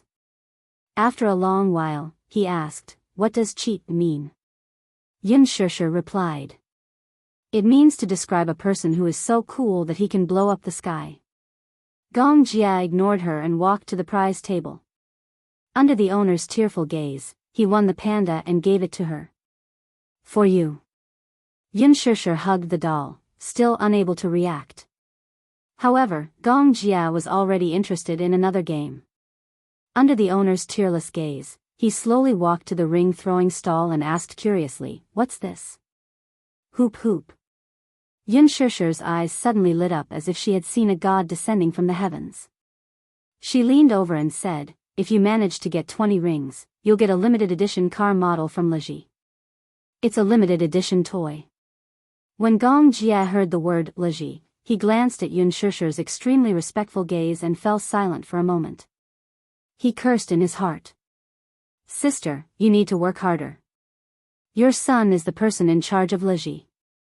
Who knows, he might be the one who designed this toy. This game seems very interesting. He had never played Gong Jia before and felt that it was very challenging. This game was really difficult. Yin Shishir paid the bill. Ever since Gong Jia cleared 2 games in a row, the boss was a little unwilling to do business with them. He was a little unhappy to receive money. Spare him. It wasn't easy to do business. Gong Jia held 10 small rings in his hand. The difficult part of this game was that he had to plant a symbol that was half the size of a fist into a symbol that was half the size of a fist. It was very difficult. At first, Gong Jia didn't get the hang of it. He only got 3 rings out of 10. He wasn't convinced and asked for another round. When the boss saw this, he was elated. It seemed that this man also had some games that he wasn't good at. At least he could earn back some of his money. Unexpectedly, after figuring out the trick of the hoop hoop in the first round, Gong Jia performed very well in the second round and got 7 rings. Yin Shishir calculated. Although she couldn't win the grand prize with 7 rings, she could at least win the second prize. This trip was not wasted. Chapter 2067. The second prize was a very exquisite toy. The boss looked at Yin Shishir with teary eyes as she held the prize in her hands. He gritted his teeth so hard that they almost broke. Gong Jia looked at another shop. There was an air cushion inside that was filled with water. There were many small goldfish inside. Just as Gong Jia took a fancy to the goldfish fishing game, the boss went up to Yin Shishir and begged, "Pretty lady, please have mercy on us. We're all small businesses. The market isn't good now, and it's not easy to do business. I'm still counting on these 4 shops to feed my family. Look, you've already won so many prizes. It should be worth it, right? Stop playing." If they continued playing, this pool of goldfish would be emptied by them. $5 for a net. As long as the net wasn't broken, they would be able to catch a goldfish every time. Just based on this man's inhuman gaming talent, she was determined to fish him out until he lost all his fortune. Yin Shishir suddenly felt that this boss was very pitiful, but Gong Jia didn't appreciate it. "Boss, since we're doing business, we have to follow the rules of the game. We didn't cheat, and we won with our own abilities. Why can't we play?" The boss was speechless. He felt wronged and said, "But aren't you a little too good at playing? Look, you won my dolls that cost more than $100 for a $5 shooting game. You won my pandas that cost more than $300 for a $10 shooting game. You won my toys that cost more than $100 for 2 rounds. You've already lost a lot of money." Gong Jia didn't listen. He spread out his hands and said, "Give me the net." The boss continued to persuade him earnestly, "I bought these goldfish for $1 each. If you take all of them away, how can I continue doing business? Yun Shishir was a little unhappy. If others can take them, why can't we? We have to follow the rules when doing business. Hey, pretty lady, handsome guy, take it that I'm begging you. Stop playing. I'll refund you the money you spent on the game, okay? He almost knelt down and begged them. Gong Jia was very stubborn. Let me play, or I'll destroy your stall. The boss was shocked when he heard that. Yun Shishir was speechless. Shao Jia, you're too domineering. If he didn't let her play, she would flip the stall. However, these words were said in a very childish manner, making people not know whether to laugh or cry. Yet, they felt that coming from his mouth, it was actually somewhat cute. The onlookers pointed and whispered among themselves. The boss immediately turned to the passers-by for help. Everyone, listen to this. This handsome guy is being unreasonable. He wants to destroy my stall. I'm an honest businessman. I'm running a small business and I can't make much money. Why is he making things difficult for me? Boss, you're the one in the wrong. From what I saw just now, this handsome guy didn't cheat or act shamelessly. He followed the rules of the game. He won the prize based on his ability. If you don't let him play, it's you who doesn't follow the rules as a businessman, right? At the side, a male student stood up to protest. Then, the others also accused, so you just want to earn money from people who can't play the game well, right? You're not letting other people play after they've had enough fun. You really know how to do business. It's a free win. Exactly. No one does business the way you do. If the handsome guy wants to play, it's not like he's not paying. He should follow the rules of the game. These kinds of small vendors are the most unreasonable nowadays. They don't say anything when they're making money, but when they're losing money, they act shamelessly. I'll complain to the city management.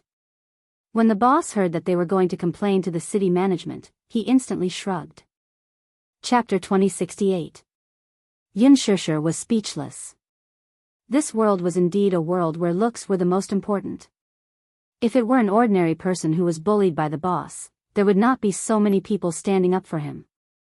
She had lost all hope in this superficial world. In the end, Gong Jia got his wish and took the fishing net from the boss.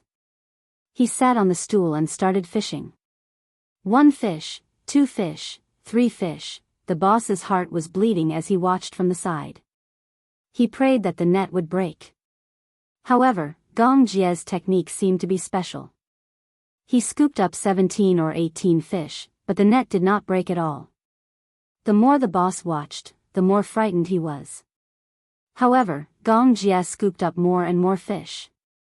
His hands were cramping, but the fishing net did not break at all. What the hell? The boss said gloomily in his heart. He had clearly given him a bad net just now. Was this man a god? He had heard that Mr. Jiang used a straight fishing hook to fish. Could this guy use a broken net to scoop up a whole pond of goldfish? He had lived long enough to see this. In the end, Gong Jia got bored of fishing. He threw the fishing net into the pond and carried the bucket of goldfish to the seal. Yun Shishir counted. There were a total of 22 fish. There were so many of them. They did not have such a big fish tank at home. These were still young fish. When they grew up, Yun Shishir did not dare to imagine the grand scene of 22 big goldfish squeezed together. It would be very scary. Yun Shishir had goosebumps all over her body. You don't like them? Yun Shishir nodded. I don't like goldfish very much. Oh. Gong Jia looked at the goldfish and was worried. When the boss heard this, his eyes lit up. Just when he thought that this man was going to put the goldfish back into the pond, he saw him walk over and pass a bag of young fish to a little girl who had been staring at him for a long time. This is for you. For me? Really? The little girl's eyes lit up. She was in disbelief. Yes, my sister doesn't like them. After saying that, Gong Jia took Yun Shishir's hand, carried the 2 big dolls for her, and left. Seeing that the Buddha had finally left, the boss felt a burst of relief. At the same time, his heart ached for his loss. Sigh, this brat had wasted a day's worth of business. Along the way, Xianxia was still puzzled. How strange. Gong Jia lowered his head and raised an eyebrow. Xianxia raised her doubts. Shao Jia, you're too good at catching goldfish. Generally speaking, that kind of fishing net will break with a single grab. I've seen a good one that broke after catching 3 or 4 fish.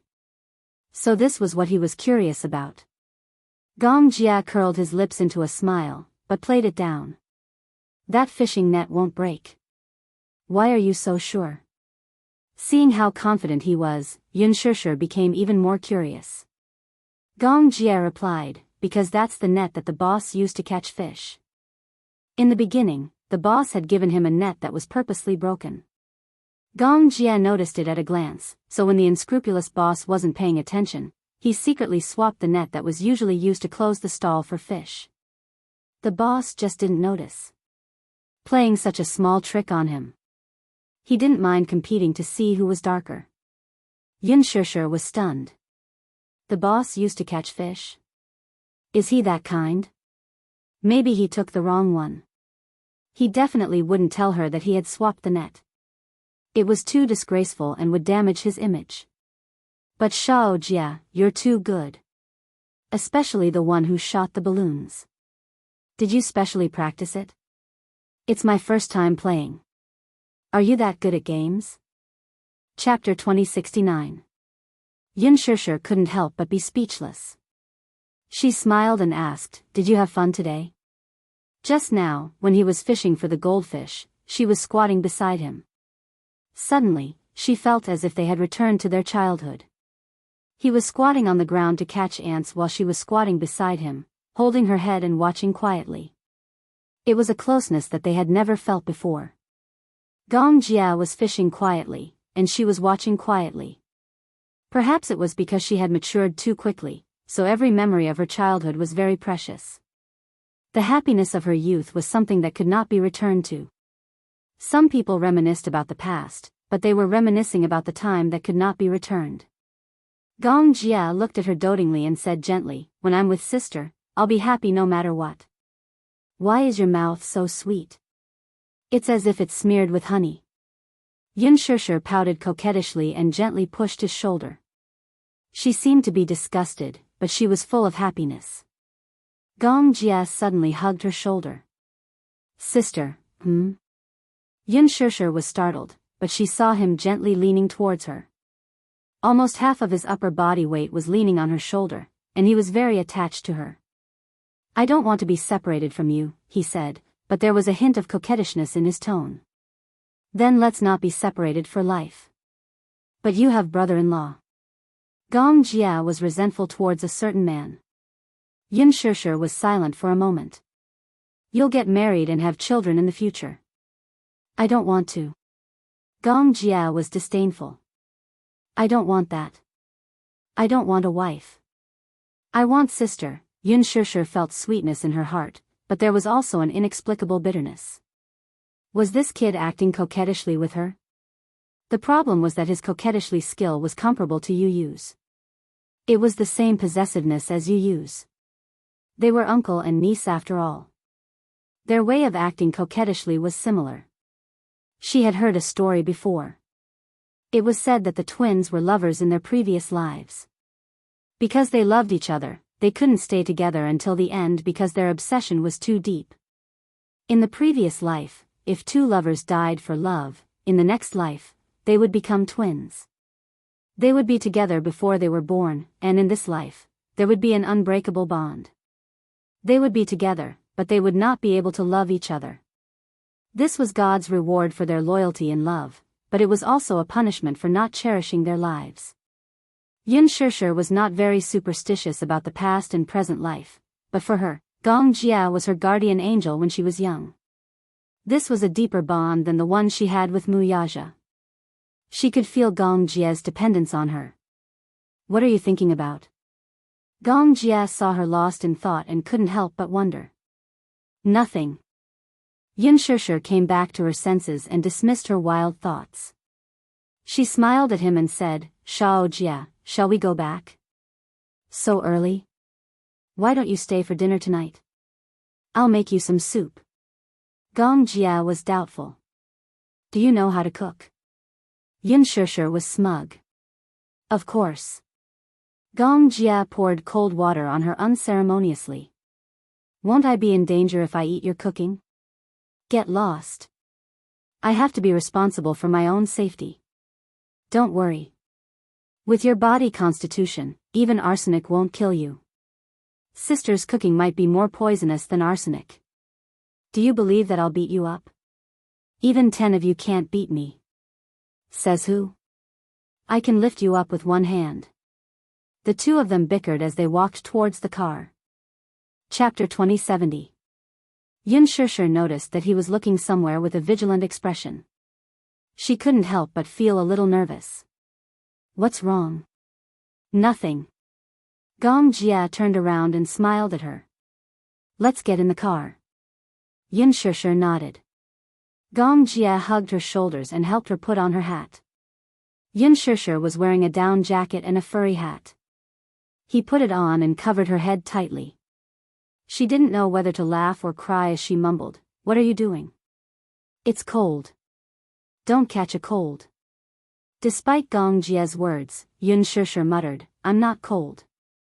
In fact, I'm feeling a little hot." After the two of them got into the car, Yin Shishir put her bag away. He leaned over and gently buckled her seatbelt for her. Yin Shishir was speechless. She always felt that she was like an oversized doll in front of him. Even if it was something as simple as fastening a seatbelt, he had to personally do it for her. She always felt that he treated her like a child, and he was like a parent who cared about her. "Shao Jia, I'm not a child. I can do things like buckling my seatbelt myself." Gong Jia smiled. "Why? Are you still not satisfied with having someone to serve you?" Yin Shishir was amused by him. "All right. I won't say anything else." Gong Jia said, "Sit tight. We're going home." "Okay." Yin Shishir had just replied, but before she could finish her sentence, Gong Jia stepped on the accelerator and the car shot forward like an arrow. Stepping on the accelerator pedal, the car sped up to 4,000 revolutions per second. It only took a few seconds for the car to accelerate from 100 kilometers per hour. Yin Shishir nervously gripped the handle of the car tightly. The huge force and centrifugal force were as thrilling as a high-speed roller coaster. There were 3 red lights on the road. Gong Jia didn't even look at them as he stepped on the accelerator and sped through them. His route was extremely tricky, and he even charged straight into remote areas. Yin Shishir was so scared that she held her breath. She said uneasily, "Shao Jia, we're not in a rush. You don't have to drive so fast, right?" He had already run 3 red lights. There was even a traffic police officer at one of the intersections. This was simply too crazy. Gong Jia didn't say anything as he stared straight ahead. It wasn't until the car reached a provincial road that he slowed down. He looked at the pale-faced person in the front passenger seat and explained apologetically, "I'm sorry. I drove so fast just now because I wanted to shake off the people behind me."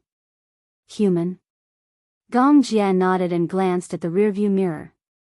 When he confirmed that he had shaken off those cars, he smiled and relaxed a little. He turned on the stereo and said, "Well, didn't you notice? Someone is following us." Yin Shishir couldn't help but be dazed. She shook her head blankly. "No. I noticed it when I was fishing for the goldfish." Gong Jia was originally in high spirits and wanted to fish up all the goldfish in the poor boss's pond. However, halfway through, he felt a few pairs of eyes staring at him. He was worried that they were spies sent by his father. He was even more afraid that Yin Shishir's identity would be exposed. Hence, he wanted to leave in a hurry. In fact, he really hoped that his father would know about Yin Shishir's identity. However, he would never force his sister to do something that she didn't want to do. No matter what method he used. He was willing to wait patiently for the day when she would come around. Chapter 2071. Who sent someone to follow you? The Gong family. The Gong family? Yin Shishir was slightly surprised, but she did not say anything else.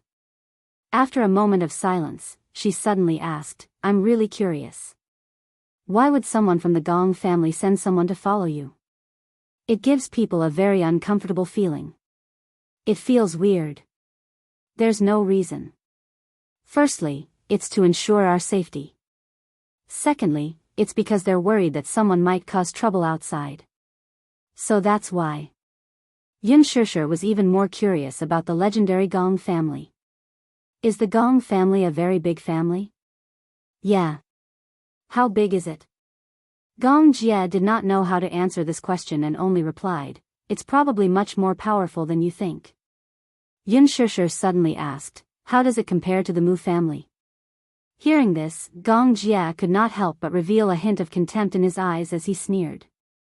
How can a mere Mu family be placed on the same level as the Gong family? Yin Shishir's lips twitched. Xiao Jie's enmity towards the Mu family ran deep. Moreover, when he said this, his expression was as cold as it could get. She suddenly remembered something. Mu Yaja said that he would be back early today to have dinner with everyone.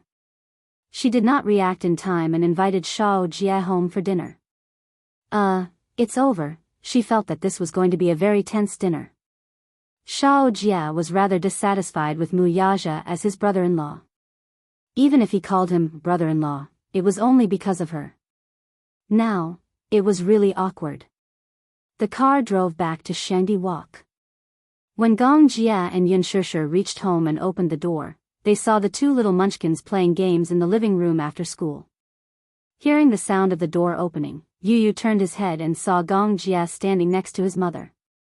A row of frowns instantly formed on his forehead as he found it extremely strange. Uncle, what brings you here? Gong Jie said calmly, the northwest wind. Yu was speechless. He was left speechless by this joke. When Xiao Yichen saw him, he was also stunned for a moment. Suddenly, he smiled and said, Uncle, are you here to freeload dinner? Gong Jie said shamelessly, yeah. On the way here, I heard from your mommy that Chef Yu's culinary skills are comparable to a 5-star chef. I'm here because I want to try your cooking skills and see if they're as top-notch as the rumors say. Xiao Yichen was speechless. There were even people who shamelessly described freeloading in such a refreshing and refined manner. The corner of Yu's eyes twitched violently again. Had he been betrayed by his mommy? He didn't want to cook a feast tonight. Yin Shishir poured a glass of water and asked Gong Jie to sit down. Then, she inched over to Yu and coaxed, Yu, why don't you make an exception tonight and show off your cooking skills to your uncle? Mommy, you're cheating. It's not my turn to be on duty tonight. While Yin Shishir was resting, Yu was relieved to be on duty during the new year. He and Mommy took turns to be on duty and did all the housework. Today, it was his turn to rest. Mommy wanted to coax him into cooking again, so he refused. Other than Mommy, he wasn't interested in cooking for anyone else. Moreover, showing off his culinary skills was extremely boring. Not everyone wanted to eat his cooking, but he was willing to do so. Cooking was very tiring, okay? Picking vegetables, buying vegetables, picking vegetables, washing vegetables, cutting vegetables, stir-frying vegetables, arranging dishes. Chapter 2072. Yu sat lazily on the sofa and refused to move. Yin Shishir tried to coax him for a long time, but he remained unmoved. Gong Jie provoked coldly, Sister, you said that he knows how to cook. Are you bragging? Before Yin Shishir could say anything, Yu, who was standing at the side, coldly snorted. It was clear that he would not fall for his trick. Cut it out. Goading doesn't work on me. Gong Jie gritted his teeth. This kid was really smart and crafty. Yin Shishir was amused. Why did this uncle and niece seem to have known each other for a long time? Their way of communication was so unique. But what she didn't know was that the two of them had known each other for a long time. At one point, they were sworn enemies who were secretly competing with each other. In the past, before Gong Jia and Yu Yu met, the two of them disliked each other. Until later, when they met, there was still some tension between them. Yunshishir pleaded, Yu Yu, please. Mommy promised your uncle to have dinner with us tonight. Mommy's cooking is not good. Uncle is afraid that he will get food poisoning after eating Mommy's cooking. Uncle is very pitiful. He's all alone and has no one to cook for him. Just be nice. Gong Jia's lips twitched when he heard this. Yu Yu smiled when he heard this. Then, he looked meaningfully at Gong Jia and said arrogantly, since uncle is all alone, I'll reluctantly agree to Mommy's request. Reluctantly? Why was it so difficult to get a free meal from him? Mui Chen. Yu Yu suddenly stood up and called out as if he was summoning a mythical beast. Xiao Yichen quivered. He had a feeling that something bad was going to happen. He looked up warily. What? Go grocery shopping with me? No. He knew that something bad was going to happen. When they needed to run errands, he was dragged into it. As for other good things, he had never thought of him. What a heartless brother. Let's go. Yu Yu grabbed Xiao Yichen's arm and walked out the door with their arms around each other's shoulders. Yunshishir didn't know whether to laugh or cry as she watched the two children leave. When she turned around, she saw that Gong Jia had stood up and walked into the back garden. He stood in the garden and stared at the garden full of Chinese roses, his eyes widening slightly. Rose? Yes. Gong Jia murmured, did you plant all these yourself? Yes. Yunshishir walked to his side and followed his line of sight. Her gaze was gentle as she said, I usually take care of these Chinese roses. How about it? Does it look good? Gong Jia's expression softened a little in an instant. Yes, my mother loved Chinese roses the most when she was alive. I still remember the small flower bed behind the house I lived in at that time was filled with roses. When my mother was free, she liked to take care of those flowers. He walked over slowly and squatted down as if he had lost something. He reached out to touch a Chinese rose and frowned sadly. Since I was young, I've always dreamed of having my own backyard and planting many Chinese roses. I don't know if it's a genetic preference. I've planted roses and orchids, but in the end, I still liked Chinese roses the most. Hence, I decided to plant all Chinese roses in the garden. However, my culinary skills are not as good as hers. The Chinese roses that I planted will not look as good as the ones that she took care of. No. Gong Jia shook his head. I think it's very beautiful. Chapter 2073. In his memory, Mu Qingqing had beautiful hair that reached her waist. In her free time, she would tie her hair up gently with a silk ribbon and take care of the flower garden with her tools. Usually, she loved to study the art of flowers. After leaving the Mu family, she used her skills to work in a flower garden. Her craftsmanship was much appreciated. He also had quite a reputation in that field. The more Gong Jia looked at these flowers, the sadder he felt. The scariest thing about people was their memories. The more beautiful the memories were, the more painful it was to lose them. The scene in his memory suddenly shattered. When Gong Jia came back to his senses, he was shocked to find that a tear had fallen from the corner of his eye. Why was he crying? He had never shed a tear in more than 10 years. He had thought that his heart had become as hard as a rock. Little did he know that he still had a soft spot in his heart. Yunshishir looked at him helplessly.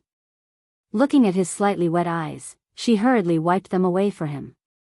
Shao Jia, Gong Jia's lips curled into a smile. Beautiful scenery doesn't last forever. Yunshishir was stunned and sighed in her heart. Yes, that's why we have to cherish what we have now. I'm so tired. Xiao Yichen pushed open the door, panting like a cow.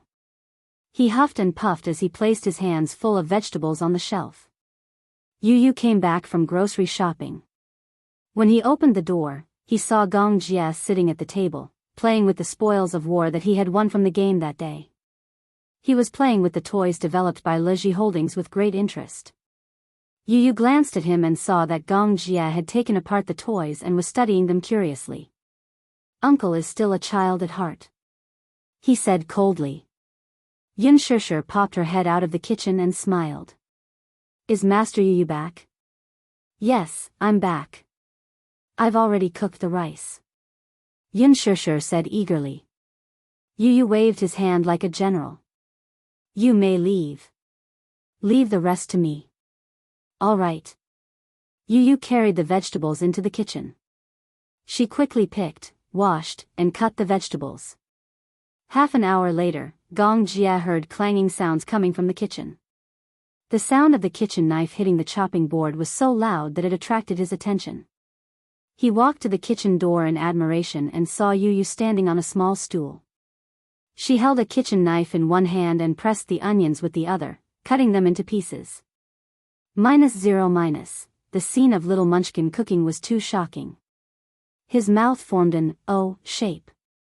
My Yu Yu is awesome. She didn't expect that the phrase, extraordinary culinary skills, was definitely not nonsense. He gave her full marks for her skill in cutting vegetables. Soon, all the vegetables were cut and distributed according to their types. Yu Yu stood in front of the gas stove, lit the fire, heated the pot, and started to stir-fry the vegetables. The pot was very heavy. His strength was limited, so he had to use both hands to hold the pot. It looked a little clumsy, but after a burst of flames, Yu Yu stir-fried with a spoon of oil and a spoon of seasoning. The aroma of the vegetables wafted out. Gong Jia was stunned. When Wuxia returned home, Yu Yu had just placed the last of the hot soup on the table. He had just opened the door when he saw Gong Jia sitting elegantly at the table, smiling at him. Brother-in-law is back. Wuxia's face immediately turned cold. Why was he here? Chapter 2074. Brother-in-law is so heartless. Can't I be here as a guest? Gong Jia smiled elegantly, but his eyes were full of provocation. Yunshishir had just finished trimming the plants and walked into the living room. When she saw him, she smiled and greeted him. It's time to eat. Yu Yu also took off his apron and hung it on the door. Daddy, it's time to eat. Wuxia walked over slowly and sat down beside Yunshishir. Yunshishir scooped out the rice and said, Come, let's eat. Shao Jia, try Yu Yu's cooking. Okay. She took out a clean pair of chopsticks and handed them out. The two little guys took the chopsticks and said, Oh, in unison, but neither of them took the initiative to eat. Yu Yu's dark eyes turned and looked at Gong Jia and Wuxia curiously. These two were sworn enemies, weren't they? Now that they were sitting at the same table, who knew if they would start fighting? They probably wouldn't. After all, they had to care about their mommy's reputation. Yu Yu smiled. Just as he was about to take a sip of his drink, he saw Gong Jia elegantly pick up a piece of meat and put it in Wuxia's bowl with a friendly expression. Brother-in-law, have some meat.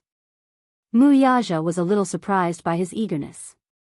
He couldn't help but feel a little nervous and stare at him suspiciously. Pfft, Yu Yu almost spat out his drink. Fortunately, he was elegant and managed to hold it in. He coughed a few times. Yunshishir frowned and asked, What's wrong? Nothing. Yu Yu wiped the corner of his mouth gently with a tissue. Did his uncle take the wrong medicine today? Yunshishir looked at Yu Yu and Shao Yichen with a reproachful look. She turned to Gong Jia and said, Yu Yu's curry beef is delicious. Shao Jia, do you want to try it? Okay. Without waiting for Gong Jia to eat, Yunshishir enthusiastically picked up a piece of beef with her chopsticks and held it in her hands to prevent the juice from dripping into the other bowls. She brought the beef to his mouth and encouraged him, Try it. Gong Jia didn't know whether to laugh or cry. Was this little idiot still treating him like a child? When he was young, he would be obedient when he ate. She chased after him and chased after him. Sometimes, she wanted to point a gun at his head and watch him eat obediently. Yunshishir was much gentler. When Shao Jia refused to eat, she would patiently feed him a mouthful of meat and a mouthful of rice with a spoon. Gong Jia especially enjoyed being fed. Hence, every time they ate, he liked to stick to her and sit beside her. Like a little swallow, he would open his mouth and chirp away. He was willful and adorable at the same time. Xianxia indulged him and patiently fed him mouthful by mouthful. This was how Gong Jie developed his arrogant and willful personality. It was only after he returned to the Gong family that he slowly corrected his habit of wanting others to feed him. Gong Jie wanted to do it himself, but when he saw Mu Yaja looking at him with hostility, he opened his mouth and allowed Xianxia to feed him the juicy and tender beef. Gong Jie took a bite and his eyes lit up. He was clearly surprised. The heat of the beef was just right. The meat was tender and chewy, and the soup was delicious. It was neither salty nor bland. Chapter 2075. As Gong Jie ate, his eyes scanned the dining table. Suddenly, his gaze landed on a plate of fragrant red braised pork. Xianxia saw that he was staring at the red braised pork, so she diligently picked up a piece of meat and brought it to his mouth. Gong Jie took a bite and tasted it contentedly. The delicious taste made his soul feel like it had been sublimated. He was happy, but the other two little guys were a little gloomy, especially Mu Yaja. At this moment, he was like a child who had been neglected. He placed his chopsticks on the table in a fit of pique and looked at Xianxia with displeasure. Didn't this woman think that she was being a little biased? This man had hands and feet. He was an adult, so why did he still need someone to feed him? He was like a 5-year-old child. He suddenly felt a little unbalanced. She was clearly his woman, but she gave others the feeling that she and Gong Jie were showing off their affection. He was embarrassed. Yu, who was standing beside him, also felt a little apprehensive. Mommy had rarely fed him all his life. Especially him, who matured very early. He knew how to eat by himself when he was 3 years old. He never needed anyone to supervise him or carefully feed him. This Gong Jie, on the other hand, sat there like a big boss. He rarely touched his chopsticks. Xianxia was feeding him gently. This intimate action undoubtedly stung the eyes of the father and sons beside them. Especially Xiao Yichen, who was the most displeased. Even Mommy had never fed him before. Now, he could only watch helplessly as Gong Jie enjoyed such VIP treatment. He couldn't help but feel a little dejected. He and Yu looked at each other and suddenly put down their chopsticks. The two little guys walked over to Xianxia, one on each side, and gently tugged at her sleeves. Xianxia turned her head. Just as she was feeling puzzled, she saw the two little guys sandwiching her in the middle. At the same time, they raised their palm-sized faces, opened their mouths wide, and made greedy sounds. Ah! Yu opened her mouth and looked at her expectantly, like a little swallow waiting to be fed by an old swallow. She opened her mouth and looked extremely eager. Xiao Yichen opened his mouth as well. Ah, he said softly and cutely. He sounded like he was acting coquettishly, as if he was waiting for her to pamper him. She didn't know whether to laugh or cry. What are you doing? I want Mommy to feed me too. Xiao Yichen acted coquettishly and stared at her with his watery eyes. She didn't know whether to laugh or cry. She held back her laughter and rebuked, "Go back to your seat and pick it up yourself. Mommy is biased." Yu complained pitifully, as if she had done something evil. You feed Uncle, but you don't feed us. Biased.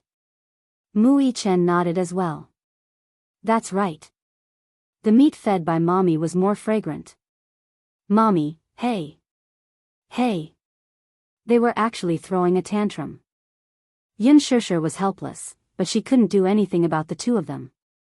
She could only pick up a piece of meat for each of them and stuff it into their mouths. The two little guys chewed with their mouths full and narrowed their eyes as they snickered. Even though they had gotten their way, they couldn't bear to leave and seemed to want to cling on to her. Yu and Xiao Yichen were secretly competing with each other as they chewed with all their might. Xiao Yichen swallowed first, opened his mouth again, and looked at her. Ah! It was obvious that he wanted her to feed him. Was he asking for her affection? Chapter 2076.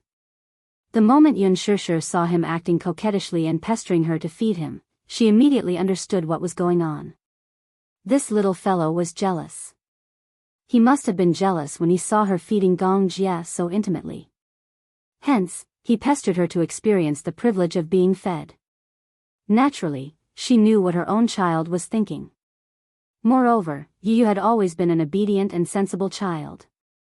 He would always hold his own bowl and put food into his own bowl. He was very independent.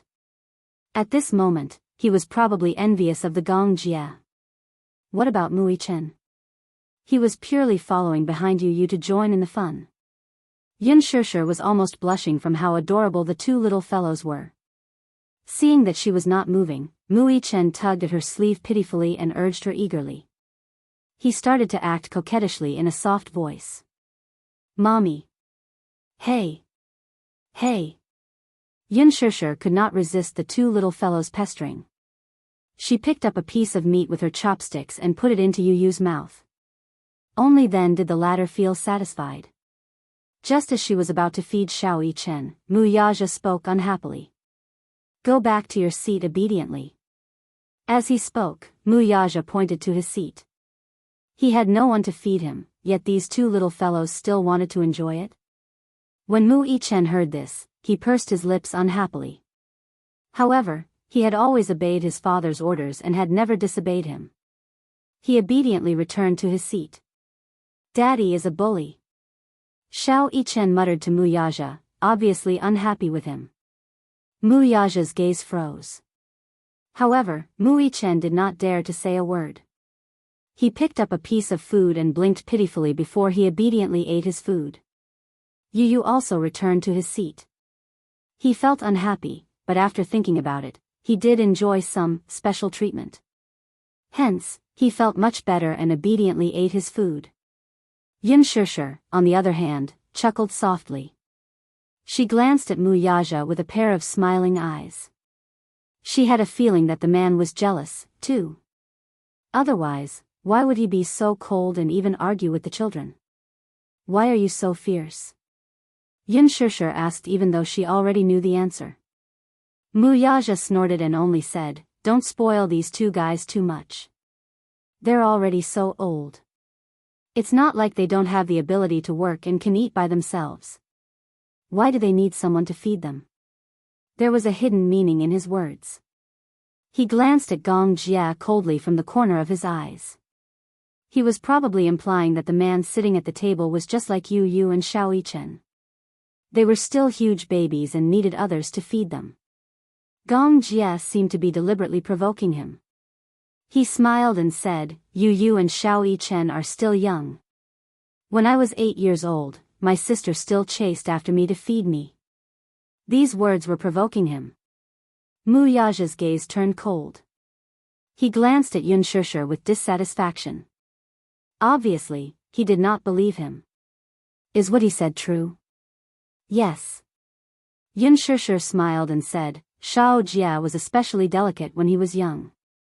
When he was 8 or 9 years old, he still didn't eat by himself, so I usually fed him. Yu was stunned when he heard this. Uncle, you're so delicate? Gong Jia curled his lips. Yes. Xiao Chen was so envious. Mu Yaja's expression did not look good. This Gong Jia was obviously provoking him. He felt very unhappy.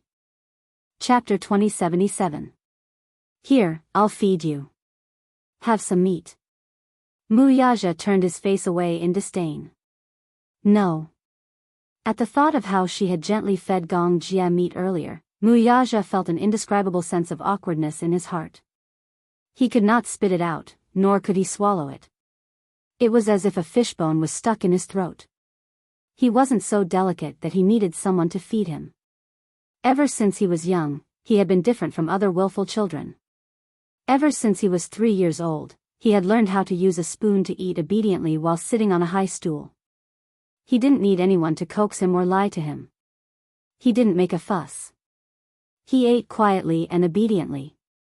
Normally, children of this age would need adults to carry them in their arms and coax them while feeding them. But he didn't. He had liked to be independent since he was young. He liked to rely on himself for everything. This trait was inherited from Xiao Yichen. The children of the Mu family had always been mature and agile. It wasn't enough, looking at how intimate Yun Shishir and Gong Jia were, he felt that this scene was an eyesore. Gong Jia laughed and teased, "Sister, look at brother-in-law. Is he jealous?" Yun Shishir raised her eyebrows and glanced at Mu Yaja. Jealous? I'm not happy to see you feed me. Are you serious? Yun Shishir smiled. Our man probably won't be jealous over such a trivial matter.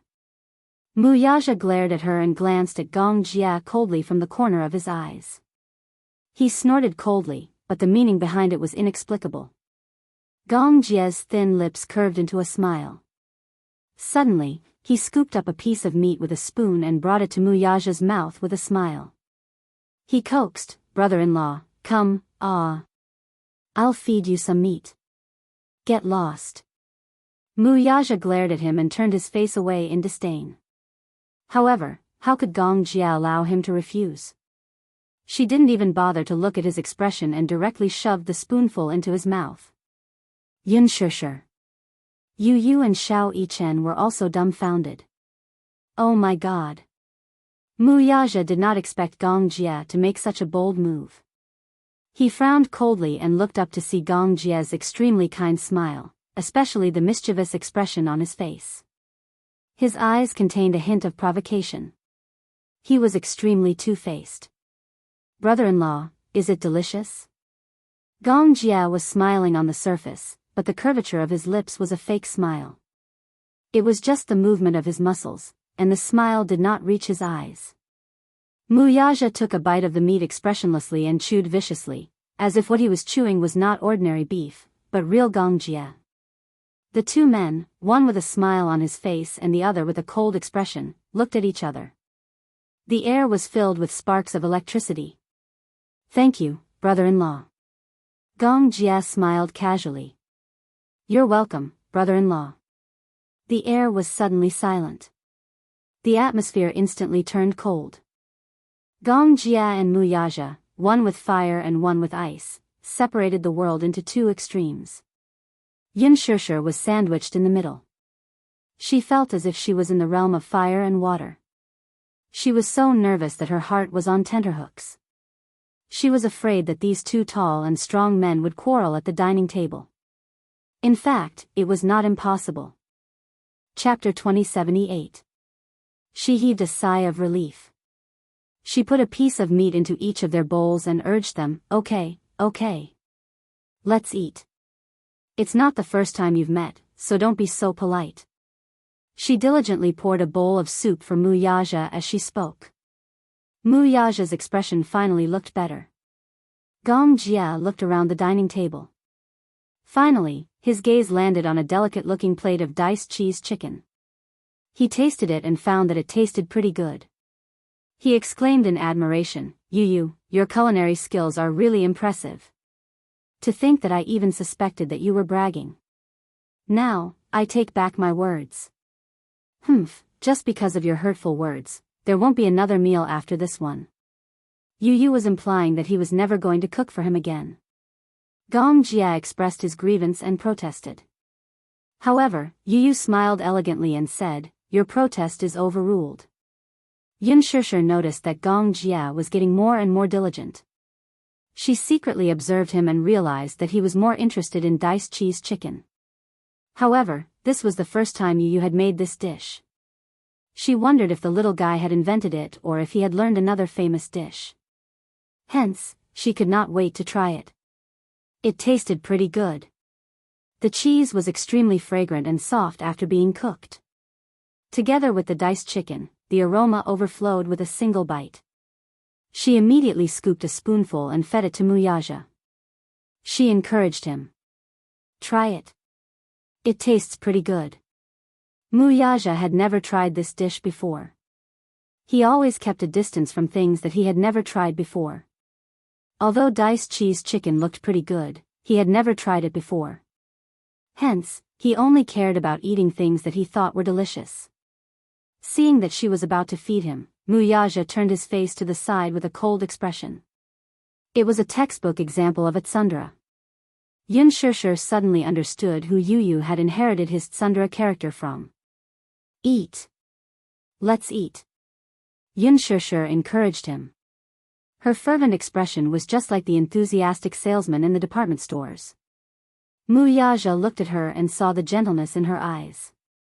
Only then did the ice on his face break. His eyes were tinged with gentleness. He leaned over and opened his mouth slightly. Unexpectedly, just as he was about to take it, Xianxia suddenly retracted her hand and directly put the chicken into her mouth. Wuxia was stunned. At the side, Yu and Xiao Yichen burst into laughter. Mommy was purposely teasing Daddy. Xianxia smiled. Her mouth was full, but she did not chew. She seemed to be showing off. She raised her eyebrows at Wuxia, as if she was silently provoking him. She was just pretending to feed him. When he took the bait and leaned over, she would retract her hand and put it into her mouth. Xianxia had gotten her way. Seeing that Wuxia was still embarrassed, she raised her eyebrows arrogantly. However, Wuxia suddenly narrowed his eyes and the corners of his lips turned up slightly. There was a mischievous arc in his eyes. Xianxia suddenly had a bad feeling. She felt that this man was up to no good again. Before she could react, Wuxia suddenly leaned over and captured her stuffed mouth. His thin lips sealed hers and sucked on her frozen lips. Chapter 2079. Little Yichen was obviously taken aback by this unexpected scene. He shyly covered his eyes and pretended to avoid it, but subconsciously, he could not help peeking through the gaps between his fingers. Yu's face turned slightly red when she saw this. She turned her head away awkwardly, too embarrassed to look any further. Gong Jia was even more stunned. He stared blankly at Wuxia as he slowly withdrew his hand. The corners of his lips twitched involuntarily as he stared in bewilderment. Xianxia was still in a state of shock. She sat in her seat in a daze. She didn't know whether to laugh or cry as she looked at the calm man sitting beside her. It was as if the scene just now was nothing to him. Or perhaps Gong Jia's arrival had caused him to feel repressed for a long time. By releasing himself like this, he could ensure his position in her heart. Secondly, it could be considered as a show of strength to this fellow who had been provoking him all this while. He could show him what it meant to be fed. Wuxia thought somewhat childishly. What kind of feeding was that? This was the real deal. Moreover, he was the only one who could enjoy such treatment. Gong Jia also learned that feeding could be done this way. He had learned something new. This brother-in-law of his was no pushover. How could he use such a method to provoke him? In reality, Gong Jia could tell that Wuxia was deliberately provoking him. He curled his lips and laughed mockingly. Obviously, he didn't take his provocation to heart. He elegantly put his arm around Xianxia's shoulder and complained aggrievedly, "Sister, look. Brother-in-law is jealous of you and me." Wuxia snorted coldly. However, Yu added, "Uncle, my daddy is a huge vinegar jar. You should keep a distance from my mommy. Daddy used to be jealous of a dog." Gong Jia's expression froze and his facial muscles twitched. Huh? What do you mean? Mommy raised a poodle. In the beginning, when she wasn't busy with work, she held the dog in her arms almost every day. Daddy was jealous and said that if there was a chance, he must kick this stupid dog out. Pfff, Xiao Yichen covered her mouth and snickered. When she received Gong Jia's incredulous and suspicious gaze, she stretched out her little hand and said, "Yes. I can testify that there is such a thing." Wuxia, on the other hand, drank a mouthful of soup in a serious manner, as if he didn't feel that this was a shameful thing. Instead, he was dignified and had an expression that said, "So what? I'm just jealous." Everyone fell silent. In fact, Xiao Yichen really wanted to say, what did she mean by, "Daddy is a super big vinegar jar"? You too. You were just as jealous of that dog as Daddy was. You also said that you wanted to kick that dog out of the house. You were the one who said that. And uncle, you're also a jealous demon, okay? The whole family was like this, and he was the most normal one. After dinner, Gong Jie didn't plan to stay any longer. He still had things to do and had to leave for North America the next day. He needed to make some adjustments today, so he was in a hurry to leave after dinner. Yun Shishir offered to send him off. Mu Yazha looked displeased. Fortunately, Yu understood and immediately pulled Mu Yazha and Xiao Yichen out for a walk. Yun Shishir walked Gong Jie to the door and said with a smile, Xiao Jie, did you have fun today? Chapter 2080. Yun Shishir blushed and said, in the future, you can come and play with me when you're free. I'll bring you around. There are still many fun places to visit. Forget it. Look at how jealous brother-in-law is. I'm afraid there won't be many opportunities like this in the future. Why bother with him? Yun Shishir was annoyed. Gong Jie was silent for a moment. Suddenly, he said slowly, brother-in-law is a born aristocrat. He should have been born with a golden spoon in his mouth and be loved by everyone. During dinner, he observed this man from a close distance. Even during dinner, his every movement was noble and elegant, just like a gentleman. Only a born aristocrat would be like this. The Gong and Mu families were different. The Gong family was a huge interest group with a vast territory. It was one of the top wealthy families in the world. The Mu family was a century-old aristocrat. Their family had stood tall for 100 years and their glory had lasted for half a century. This was unprecedented and would not be replicated in the future. Even the change of a dynasty in 100 years was nothing. Moreover, it was not easy for a family to last for 100 years. Probably since he was born, he did not have to worry about food or clothing. The arrogance in his bones was like that of royalty. He was worried that his sister would be wronged if she was with him. However, he had no right to interfere in matters of the heart. There was no leeway. Gong Jie's lips curled into a smile.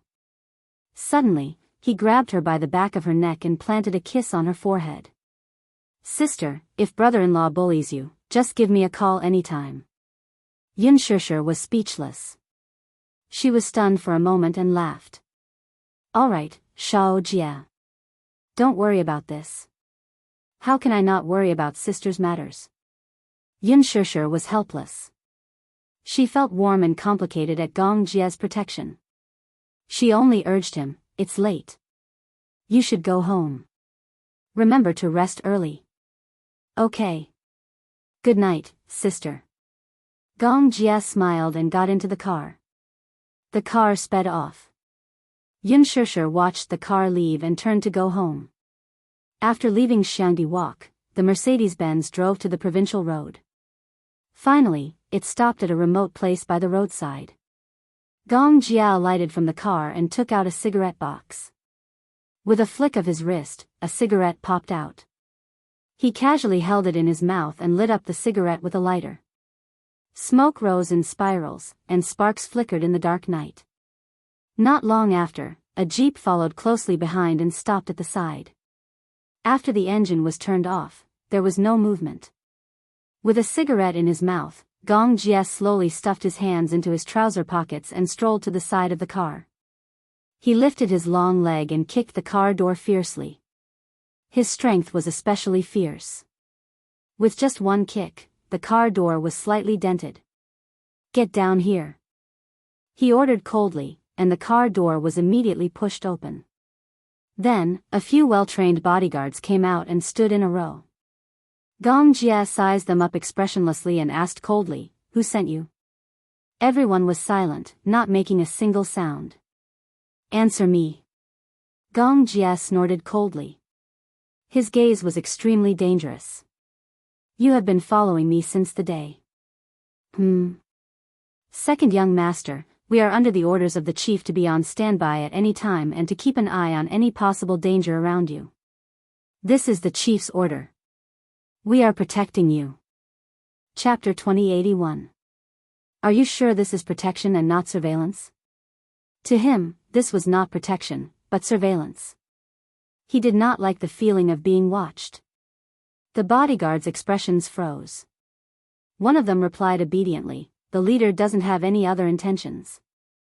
He's just worried that you've offended Alman and might be pursued and assassinated. That's why he sent us to guard you." Gong Jie's expression softened slightly. A while ago, he had indeed offended the leader of an arms group.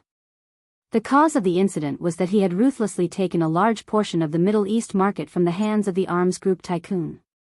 Taking away a piece of fat meat had undoubtedly angered him. In the arms market, ecological balance was also very important. Today, although the Hurricane Group was already a dominant company, strictly speaking, there was still a 30% share of the market outside. This was not because the Hurricane Group was not capable enough. In fact, Gong Xiaoying had the ability to take the last share under his name. However, the arms market was quite fertile. This 30% market share already included the governments of various countries, as well as many large and small arms groups. If Hurricane Group were to occupy 90% of the market share, it would be a true monopoly in the truest sense of the word. Hurricane Group was bound to be an eyesore to many eyes, and danger lurked everywhere. In order to maintain ecological balance, the Hurricane Group let go of this ambition and took a step back to protect the overall situation. However, a while ago, Gong Jie had snatched a piece of fat meat from the hands of an arms group leader. Gong Xiaoying was worried that he would be in trouble if he was so arrogant, so he sent more people to secretly follow him. Gong Xiaoying thought highly of Gong Jie. The reason why he thought highly of him was not only because of Gong Jie's own ability, but also because of another very important reason. That was, Mu Qingqing's blood flowed in his body. Mu Qingqing was the woman that his father loved the most. He had devoted his entire life to her. This woman definitely occupied the thickest and most important part of his father's life. Because of his mother, as their flesh and blood, his father had poured a lot of effort into him. Gong Jie had returned to the Gong family when he was 9 years old. He had experienced many dangers and bloodshed, and with Gong Xiaoying's strong support, he was able to achieve his current status. Therefore, Gong Xiaoying's heart was extremely biased towards him. However, he was worried that since Gong Xiaoying had sent so many people to guard him, it was inevitable that he would discover some clues. If he discovered the existence of his sister, then it would be a little troublesome. His sister was very happy now. Even if he didn't want to admit it, she had a happy family now. She was simple and happy. He couldn't bear to break this peace. When he thought about how these guys had been following him for so long, they must have grasped Yun Shishir's whereabouts. He questioned, "Just pretend that you don't know what happened today, do you hear me? If my father asks about it, just tell him that I'm resting in the hotel." "Second young master, what do you mean by this?" Gong Jie grabbed one of them by the collar and said coldly, "Just pretend that you don't know about that woman's whereabouts today. No one is to disturb her. If I find out that you reported this to my father, I'll kill you." Chapter 2082. His aura was very scary. Just a few words, but it was filled with a hair-raising threat. They hurriedly nodded and immediately expressed that they would not make this matter public. "That's good. Go back and tell father that I don't need your protection, understand?" "Yes. Second young master, understood. Go back." Gong Jie waved his hand to chase them away. The bodyguards meticulously got into the car and then quickly left. He turned around, his gaze deep. When Yun Shishir returned home, Mu Yaja had already returned home, but she did not see the two little fellows. She thought that he must have driven the two little fellows out for a walk on the way home and came back first. Mu Yaja stood on the balcony. It was rare that he was not working in the study. Instead, he just stood there, smoking silently. In the ashtray beside him, there were a few cigarette butts. Yun Shishir carefully counted them. There were actually quite a few. Today, his smoking addiction seemed to be very strong. One cigarette after another. Things like cigarettes were actually not good. It was harmful to the body. She rarely saw him smoke, especially such a strong one. This was the first time she saw it. Ever since he returned home, she sensitively sensed that he seemed to be in a bad mood today. Something must have happened in the company. Xianxia slowly walked over. Her footsteps were so light that he did not notice when she entered the room. She carefully wrapped her arms around him from behind. Wuxia was startled. Realizing that it was her, he reached out his hand and gently covered the back of her hand. He smiled faintly. "You're back." Xianxia responded and went around to him. She took his cigarette and put it out in the ashtray. She reproached him, "You're smoking a lot today? Are you in a bad mood?" "No." "You're still saying no? You definitely wouldn't smoke so much usually." Xianxia could not help but be a little worried. "Did something happen in the company? Why don't you tell me about it? I can give you some advice." "What kind of plan can you come up with?" Wuxia lovingly smiled and gently rubbed her head, but his eyes were playful. "Even if I can't give you any advice, I can at least give you some advice." Wuxia smirked and said, "Today, second uncle came to talk to me." He said that if I continue to be entangled with you, he will consider another candidate for the patriarch position." "What do you mean?" "Don't think too much." Xianxia quickly shook her head. "I won't. Don't worry. If there's anything, just tell me." Wuxia suddenly asked seriously, "Let me ask you first, if I am no longer the lord of the Mujia, are you still willing to follow me?" Xianxia pondered for a moment. She did not know where he stood on this question. After a moment of silence, she smiled and said honestly, "I didn't choose to follow you because I coveted the patriarch position. At first, I chose to be with you because I wanted you to have a father. I wanted him to grow up in an environment where he could play the role of a father and accompany him. Secondly, I like you." Wuxia's eyes flickered. He already had this answer in his heart, but now that it came out of her mouth, it gave him great comfort. He knew that this woman was devoted to him, and she did not covet his other identities. He knew this very well. Chapter 2083. Wuxia suddenly said in a deep voice, "The reason why I'm able to become the head of the Mu family is because of my bloodline and second uncle's support. This afternoon, second uncle came to the company and talked to me. It was more of a showdown than a conversation." "A showdown?" "He said that if I continue to be stubborn, he might support someone else to inherit the position of the head of the family. He's very unhappy about my marriage with you." This afternoon, Mu Linfeng went to the Mu group to look for him and had a serious talk with him. His first request was that he immediately divorce Xianxia, a troublesome woman. Secondly, he said that if he was willing to divorce Xianxia, not only would he hand over 10% of his shares, but he would also arrange a marriage for him to marry the princess of the Morocco royal family. This way, not only would the Mu family's status rise, but it would also be a great benefit to him. If it had been a few years ago, he might have expressed great interest and would not have needed to think too much about it. He would have agreed very quickly. After all, it didn't matter who the marriage partner was. As long as it could bring him benefits, it was enough. But now, he didn't think so anymore. He could lose everything, but he couldn't lose her. Wuxia rejected this condition without thinking. Mu Linfeng immediately showed great disappointment.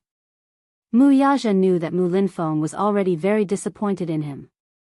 He had already done his best to come to this point. What he needed was not an outstanding head of the family, but an obedient chess piece. Unfortunately, he wasn't such a chess piece. Thus, Mu Linfeng wanted to support Mu Yanqing to become the head of the family. Even if he didn't say it explicitly, Wuxia already guessed the answer. Everyone in the Mu family, especially the elders of Mu Linfeng's generation, had different thoughts about him. Ever since he became the head of the family, his actions were too big, so much so that Mu Linfeng developed a great hostility toward him. In fact, Wuxia originally wanted to leave the Mu family and seek another world, but now was not the best time. Although the Jianghu financial group under his name was of a decent size, it still lacked a lot of resources. Relying on the Mu family, he couldn't let go of the position of the head of the family. Originally, his plan was very good. Everything was going according to plan. Only Xianxia's appearance was outside of the plan. Because of her, he had angered many people. In the eyes of these people, he could no longer be tolerated. They wanted to eradicate him and kick him out of the Mu family. Yu had already considered this issue and had discussed it with him. Yu had also stated that as long as Daddy needed it, all the forces under his name would be at his disposal. However, Mu Yaja was arrogant, especially when it came to his career. How could he rely on his son? He refused without thinking. He had accepted his son's kind intentions, but he had not reached the point where he needed to rely on his son's influence to expand his territory. However, this point was still within his grasp. If Mu Linfeng ignored the big picture and was bent on eliminating him, in the end, both sides would suffer. Moreover, the Mu group's vitality would be greatly damaged. Without him, the Mu group would only turn into a ruin. Chapter 2084. The horn of war had already sounded. What was coming next might be an extremely cruel war, but he was not afraid at all. Xianxia held his hand and smiled. No matter what it is, I'll face it with you. Okay. Mu Yaja held her hand and pulled her into his embrace, kissing her forehead. As the new year approached, Xianxia was already prepared to buy New Year's goods. She found out that there was a mall that was offering discounts for the entire store. In order to welcome the Lunar New Year, the items were very cheap and were worth the price. Hence, she specially called Mu Yaja and asked him to come home earlier tonight. It just so happened that Mu Yaja returned home early at 6:00 in the evening. Yin Yecheng and Yin Yeho were also there. After a hearty dinner, the family drove to the mall. Xianxia had just stepped into the mall when she felt a crow flying over her head. Have you ever seen a mall without a single person? The first thing she saw when she stepped into the mall was a mountain of goods with discount signs hanging all over it. However, other than the festive music playing from the loudspeakers, everything else in the huge mall was silent.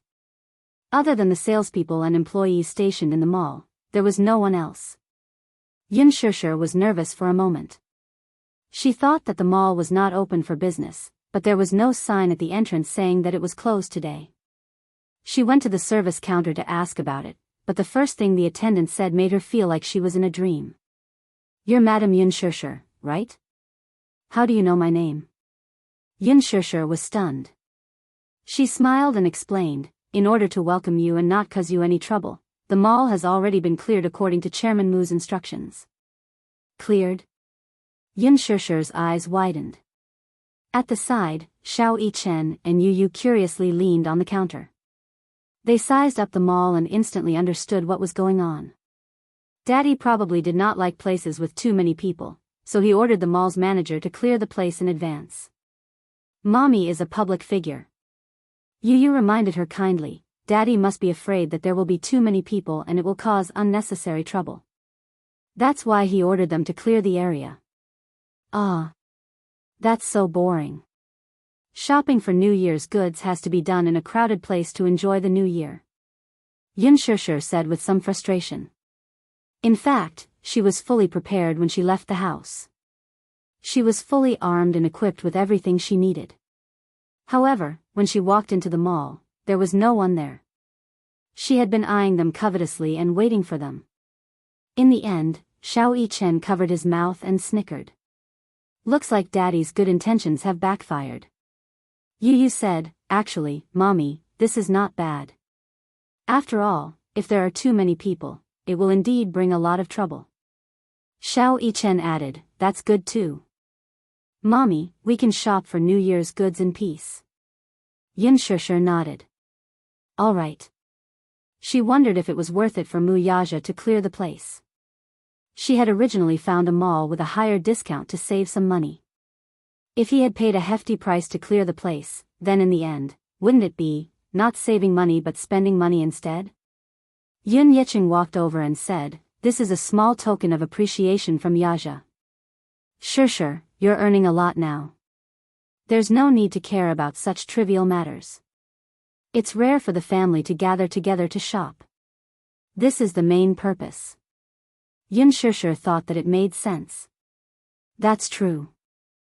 Chapter 2085. Xianxia smiled.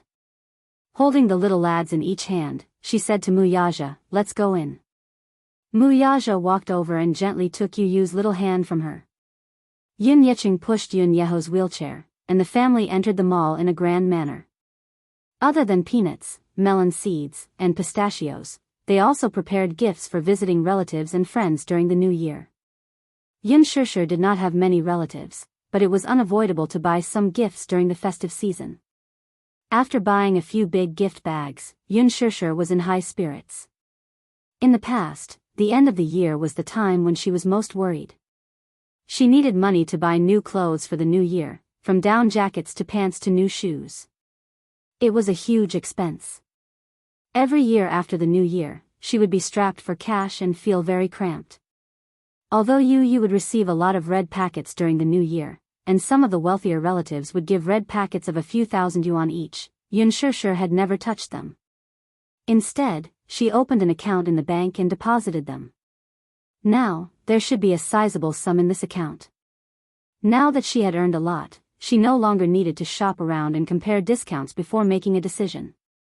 If she saw something she liked, she would just add it to the shopping cart. After shopping for the New Year goods, Yun Shishir led the family to Brand Street to buy new clothes. She suddenly realized that Muyaja was very particular about his clothes. Which suit in his closet was not handmade by famous brands? Which one of them did not cost tens of thousands? Although there were many luxury goods on Branded Street, these branded stores paled in comparison to the ones he was wearing. Yun Shishir could not help feeling a little uneasy. She walked to a men's clothing store and carefully probed, "Do you like the clothes here?" She originally thought that he would not like them and reject them in disdain. Unexpectedly, he took a serious look at them and said with interest, "Let's go in and take a look." "Okay." Yun Shishir smiled brightly and held his hand as they walked in. The clothing store was selling overcoats with good designs. All of them were slim fit and complemented one's physique well. This was especially so for a tall man like Muyaja. Even the supermodels in the fashion shows could not compare to his aura when he put on these overcoats. Yun Shishir picked a few designs and asked him to try them on. Muyaja patiently tried them on one by one. It wasn't the first time she had bought clothes for him, but it was the first time she had bought clothes for him that cost at most a few thousand yuan. She didn't know why, but she actually had the ability to buy him those big brands. But when she saw him wearing the brands that he liked, which were slightly less impressive, she felt that their worlds were finally on the same level. It was as if he had integrated into her world. This kind of intimacy was indescribably warm.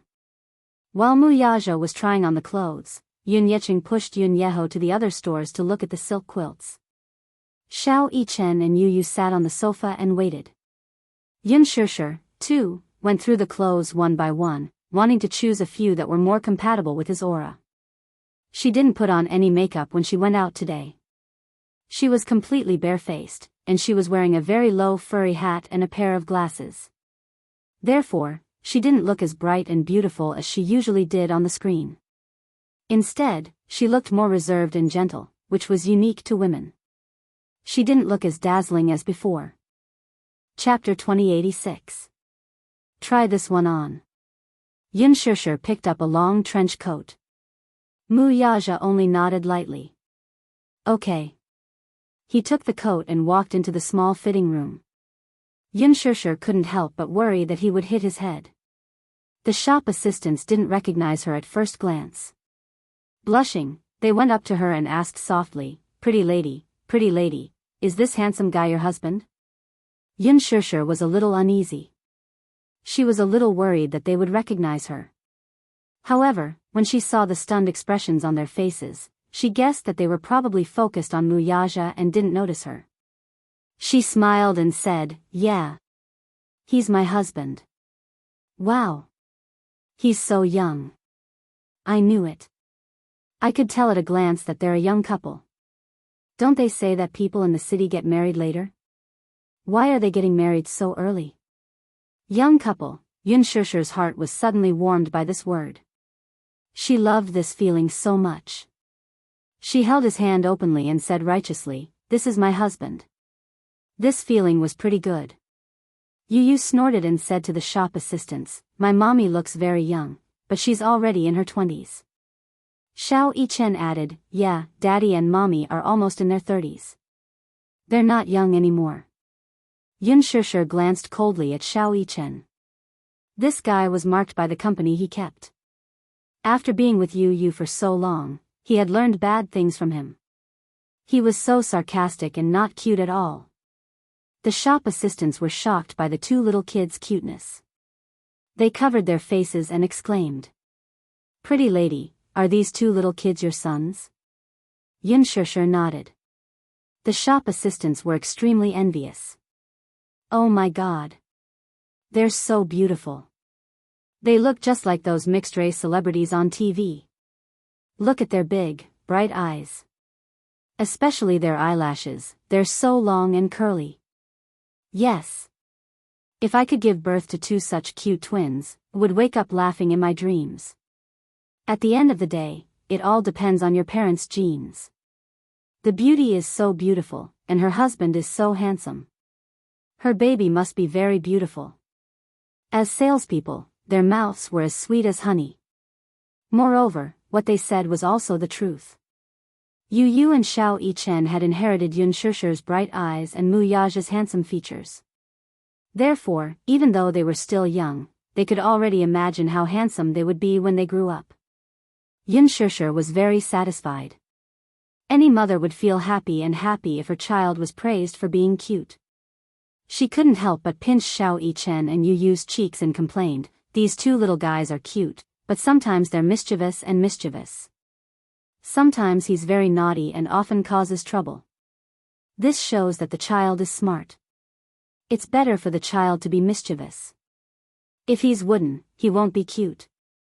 One of the shop assistants stared silently at Yun Shishir for a while and suddenly said in surprise, "Pretty lady, you look like a movie star." She loved watching movies and would often go to the cinema with her classmates after work. However, she said that she looked like a movie star because she would never suspect that the person in front of her was the real deal. Chapter 2087. Moreover, this woman was so gentle. She did not seem like the glamorous celebrities on TV. She did not put on any airs and made people want to get close to her. When Yun Shishir heard this, she was not shocked at all. Instead, she asked calmly, "Who's a movie star?" She already knew the answer. However, she had to face it calmly to avoid suspicion. The shop assistant said excitedly, "Yun Shishir. There was a very popular movie called The Green Apple a while ago. Have you seen it, beautiful?" "Yes. Now that you mention it, it reminds me. Indeed, many people say that I look like a movie star, but I never pay attention to the actors when I watch movies, so I can't remember who it is." Yu's lips twitched. Mommy's ability to spout nonsense with a straight face had improved. It seemed that her ability to react on the spot had improved. If it were in the past, she would have felt guilty. "Have you seen that movie? Gu Xingzi starred in it. It's amazing." The other shop assistants looked at each other. "No, the movie tickets are so expensive. I can't bear to spend so much money. We're already very busy working overtime. How can we have the time to watch a movie? Xiaolu and I even have a part-time job. The rent has increased again recently. We can't wait to split $1 into $2. The shop assistants smiled as they spoke. Their expressions were light, but Yun Shishir could feel the bitterness in their expressions. More than a year ago, she was probably like these young ladies. Every day, every month, she would have to worry about rent and work hard to make ends meet. The cost of living in the capital was very high. In addition, land prices were not cheap. The rent was already exorbitant. These young ladies did not look like they were locals. They looked like they had come to the capital from other provinces. When they came, they had simple and ordinary dreams. However, after they settled down, they had to work hard for their dreams. At that time, it was the same for her. Her dream at that time was actually very simple. She hoped to have a place that was neither too big nor too small. It did not need to be too big. It did not need to be too big. It had to be 80 square meters, 2 bedrooms, a small study, and a balcony with good lighting. That was already very blissful. She hoped that one day, in this bustling city, there would be a lamp lit up because of her. Now, his dream had come true, but he still missed the hard times of the past. At that time, although she was living a poor life, it was because of her poverty that even a bowl of hot soy milk before work or a cup of milk tea after work made her feel happy. At that time, happiness turned out to be so ordinary and simple. She was so easily satisfied. However, now that he had everything, he had lost that simple feeling of happiness. She would no longer feel happy simply because of a bowl of soy milk or a cup of milk tea. When a person had too much, their mentality would change as well. Or perhaps it would be harder for them to discover the happiness in the ordinary. At this moment, she was even more envious of her past self. She was envious of these optimistic young ladies who embraced their dreams. Wuxia had once said that he envied her. At that time, she often couldn't understand it, but now, she understood it deeply. He was probably envious that she could find happiness in the ordinary and simple. Chapter 2088. A few shop assistants immediately surrounded him and led him to the mirror. Yu also looked over and couldn't help but widen her eyes. Xiao Yichen, on the other hand, was so stunned that his mouth gaped open. Wow! He jumped off the sofa and ran to Wuxia's side. He circled around him, his watery eyes shining with amazement. Daddy looks so handsome in this. Right. This handsome guy looks really handsome in this trench coat. He doesn't pale in comparison to those handsome celebrities on TV. Your mommy has such good taste. She really knows how to pick. At least, I've never seen a customer who can wear this trench coat so elegantly. These words weren't from the shop assistants' mouths or flattery. Wuxia's trench coat did indeed suit his aura. Wasn't there a saying that went, clothes make the man, and gold makes the Buddha? If a person was handsome, it would be the icing on the cake if he had a matching piece of clothing. Xianxia couldn't help but feel smug. Those shop assistants kept saying, "You have such good taste." It was enough to make her feel like she was floating in the air. Wuxia stood in the mirror and took a look. He also felt satisfied. Not bad. Just one word was enough to show that he was really satisfied. He was an extremely introverted man. When he encountered something that he was especially satisfied with, it was difficult for him to easily express his joy. For ordinary things, he would only say, "It's okay." If he said, "Not bad," it meant that he was very satisfied. Xianxia smiled brightly. She held his arm and said with a smile, "Don't I have good taste?" "Yeah." "Then why don't you give me a reward?" Xianxia said deliberately. "Reward?" Wuxia's handsome face turned to face her calmly. He raised his eyebrows slightly, but it was full of mischief. "What reward do you want?" Xianxia didn't say anything. She only said, "Hee hee. It depends on your performance." Wuxia suddenly held her face and gave her a light peck on her red lips. His eyes were full of indulgence as he lightly touched the surface of the water. The shop assistants behind them were caught off guard and were stuffed with dog food. They couldn't speak of their bitterness. Ah. Seriously. What was with this public display of affection? Did he consider the feelings of the single people? They were still single and didn't have boyfriends. Being showcased by such a loving couple, the few of them felt like they had been beaten to a pulp.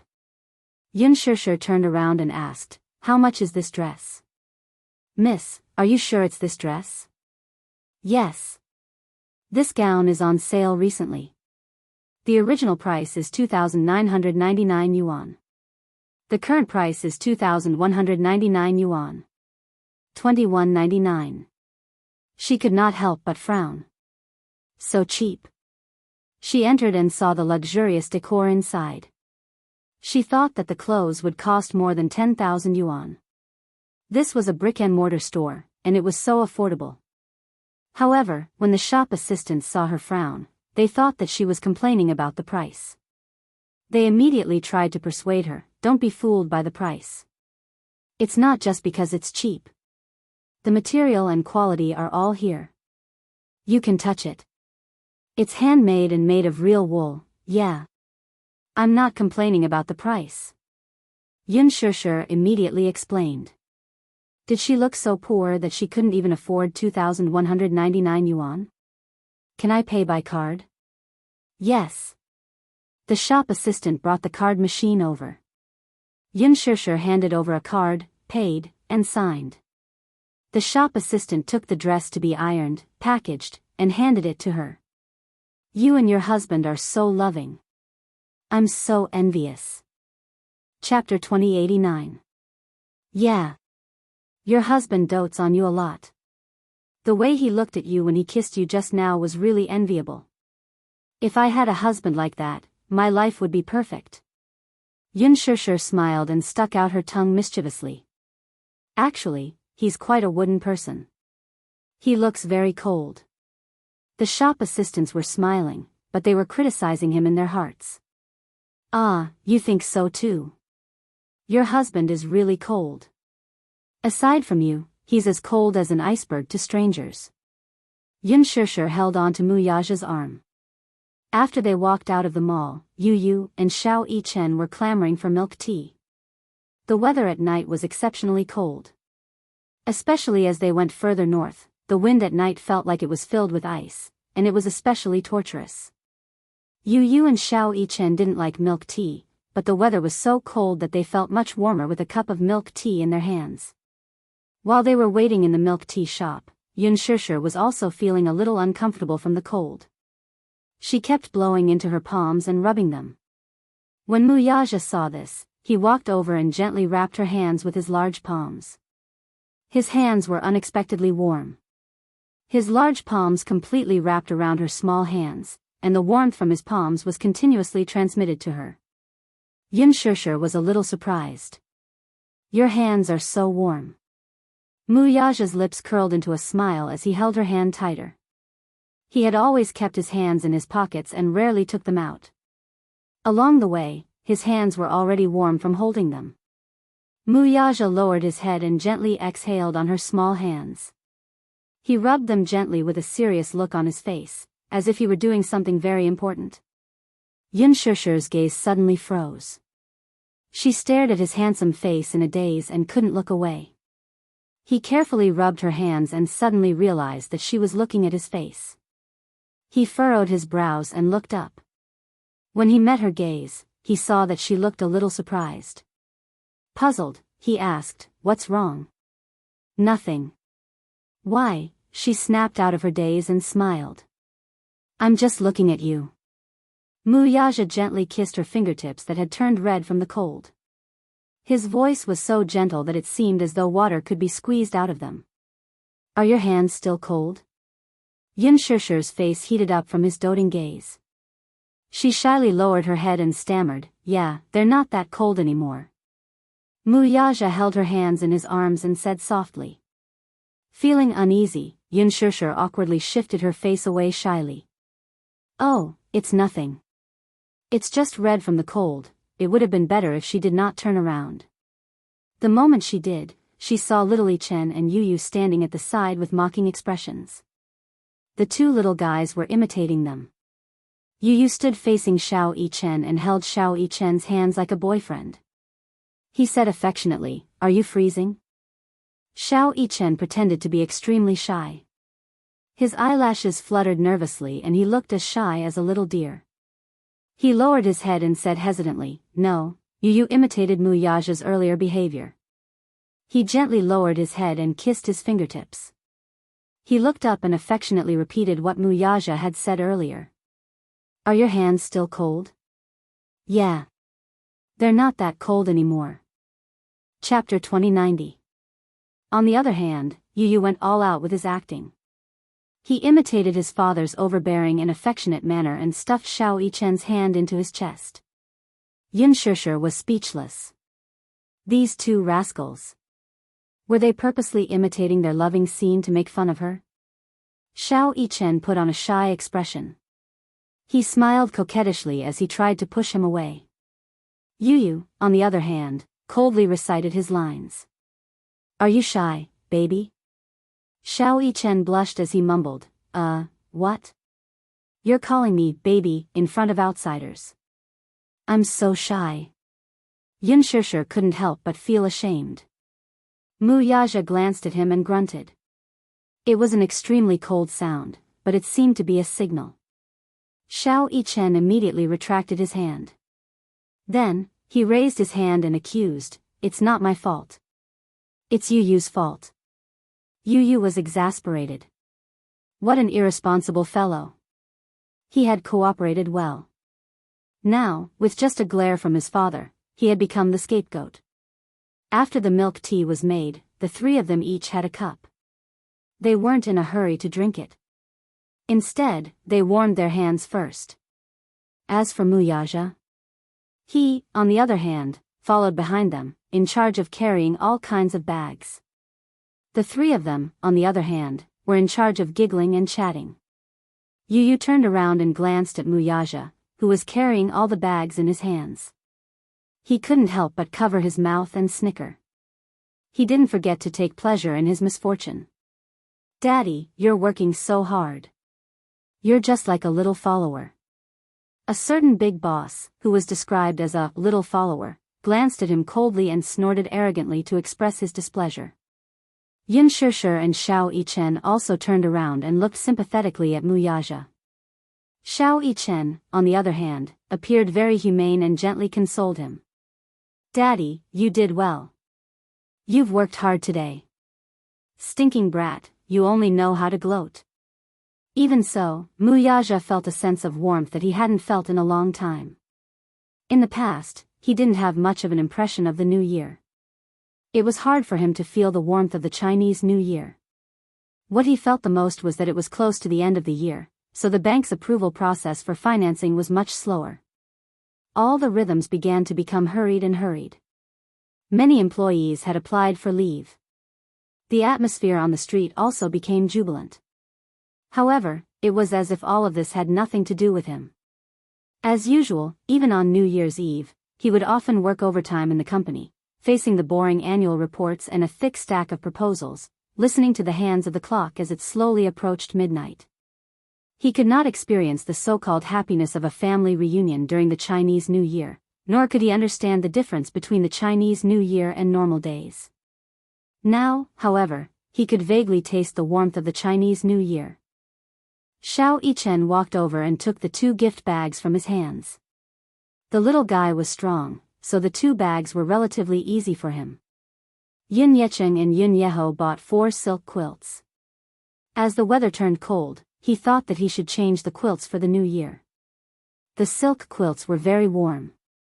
Since they were on sale now, he bought 4 sets in one go. One for Xiao Yichen and Yu, one for Wuxia and Xianxia, and the other 2 for him and Yun Yeho. It was just nice. Chapter 2091. In the parking lot, a group of people chatted and laughed as they walked to the parking lot. After placing their luggage in the trunk, they got into the car. Wuxia had just closed the trunk when he acutely sensed a strange gaze behind him. He turned his head warily and glanced around, but he did not notice anything out of the ordinary. His intuition was especially sharp. Even if he was being watched from 100 meters away, he could still raise his guard. He kept feeling a pair of extremely cold eyes staring at him, silently sizing him up. That gaze seemed to be filled with thorns, as if it could not wait to pierce through the muscles on his back and into his heart. It was also like a venomous snake eyeing its prey. However, the parking lot was extremely dark. There were some problems with the lights in a few places. They flickered on and off, blinding one's eyes and obstructing one's line of sight. However, that sudden stare still lingering in her mind. Xianxia noticed his strange expression and could not help but feel a little nervous. She thought that some paparazzi had noticed him looking up and was squatting down to secretly take pictures, so she asked anxiously, "What's wrong?" "Nothing." Wuxia neatly tidied up and escorted them into the car. After the car slowly drove away, a person slowly walked out from a dark corner. Judging from the figure, it was a petite woman. She was dressed in a cold black robe, and a large hat covered her head, revealing only half of her incomparably ferocious and terrifying face. An extremely strange aura continuously emanated from the woman's body. It was gloomy, terrifying, and filled with the aura of death. Especially that pair of eyes, which were especially ferocious and vicious. It was as if she had returned to the human world from the gates of hell. She was neither human nor ghost, and there was not a trace of life in her. She watched the car leave before slowly turning around and disappearing into the darkness. These few days, Xianxia stopped all her work and focused on tidying up the house. Since it was the end of the year, it was time to tidy up the house a little and decorate it with a festive atmosphere. The Yun family's tradition was to do a thorough cleaning during the new year. Wuxia originally wanted to hire a servant, but Xianxia said that since it was rare for her to rest, she should take advantage of the break to do it herself. After all, this was her own home. With Yu's virtuous little helper, Xianxia also raised his hand and volunteered to participate in the cleaning. Xianxia thought about it and decided that the cleaning would take at most a day. It wouldn't be too tiring. The third and fourth floors were not commonly used. As long as the first and second floors were cleaned, there would be no problem. It was easy to say, but when it came to cleaning, she felt the sadness in it. Speaking of which, it was no wonder that those rich people who knew how to enjoy themselves would rather choose a large bungalow than a villa. Those who bought a villa mostly hired servants. Due to the structure and overall structure of the villa, there were a lot of blind spots in the villa, especially the corners of the stairs. It was easy for dust to accumulate on every step, and the vacuum cleaner was not of much use. After tidying up a few rooms, Xianxia was so tired that she could not straighten her back. She was so tired that she was panting. She took a break from work and slacked off. Chapter 2092. Seeing Xianxia slumped on the sofa, he snickered at her misfortune. Mommy is so disappointing. You're actually slacking off. With that, he walked to the balcony as if he was floating. Xianxia also hated herself for being so disappointing.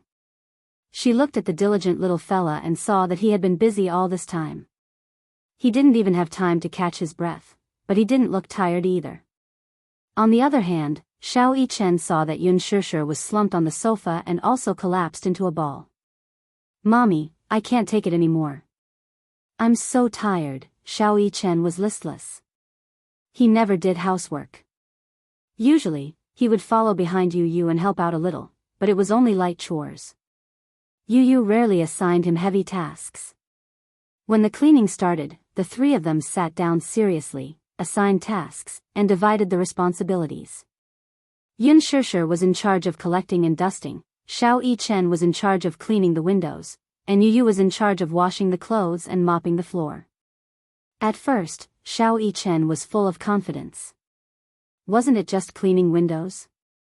When he was serving in the military, he had gone through all kinds of hardships and tiredness. Cleaning windows was underestimating him. However, when it was time to do it, he looked at the row of floor-to-ceiling windows on the second floor. He was so shocked that his jaw almost dropped to the ground. There were so many windows. He didn't notice it when he was living here, but when he paid special attention during the cleaning, he realized that there were more than 30 windows on the first and second floors. Oh my God! What did that mean? The first floor was still okay, but the second floor was full of floor-to-ceiling windows? As he cleaned the windows one by one, he felt as if the sky was about to collapse. Yu noticed his ashen face and said faintly, "What's wrong? Are you scared?" Just now, someone was saying confidently that cleaning windows was a piece of cake. We haven't even started and you're already backing out? What are you talking about? Xianxia puffed up his chest confidently and volunteered, "Give me a day. I promise I'll wipe it clean." Yu snorted in disdain. Then, she glanced at the tools in his hands and said coldly, "You're not allowed to use these tools. They won't be clean. Put on gloves first, get a basin of hot water, dissolve the soap, and wipe it all over with a rag. When it's dry, wipe it with a newspaper bit by bit. That's the only way to make it clean." Xianxia opened his mouth in surprise. Newspapers? If I use your tool to wipe it, it will leave a mark. As someone with OCD, I can't stand it." As he spoke, Yu patted him on the shoulder and said, "All the best." Then, he went downstairs. Xiao Yichen gulped, then rolled up his sleeves and started working according to Yu's instructions. At first, the work was done step by step, so it wasn't too tiring. However, when it came to the last step, he leaned on the windows and wiped them with a newspaper bit by bit. After just 10 windows, he felt as if he was about to be crippled. After Xiao Yichen finished wiping the 10 windows, he floated down like a ghost and collapsed on the sofa. He felt as if he was a crippled prince. He was so tired. It was more tiring than doing 10 sets of push-ups at once. When Yu saw him lying down, she thought that he had successfully completed his task and ran upstairs to check. However, when she saw that he was only halfway done, she said angrily, "Mu Yichen, come up here." Like an obedient puppy, Mu Yichen obediently ran upstairs and was fiercely reprimanded by his younger brother. "Are these windows considered clean?"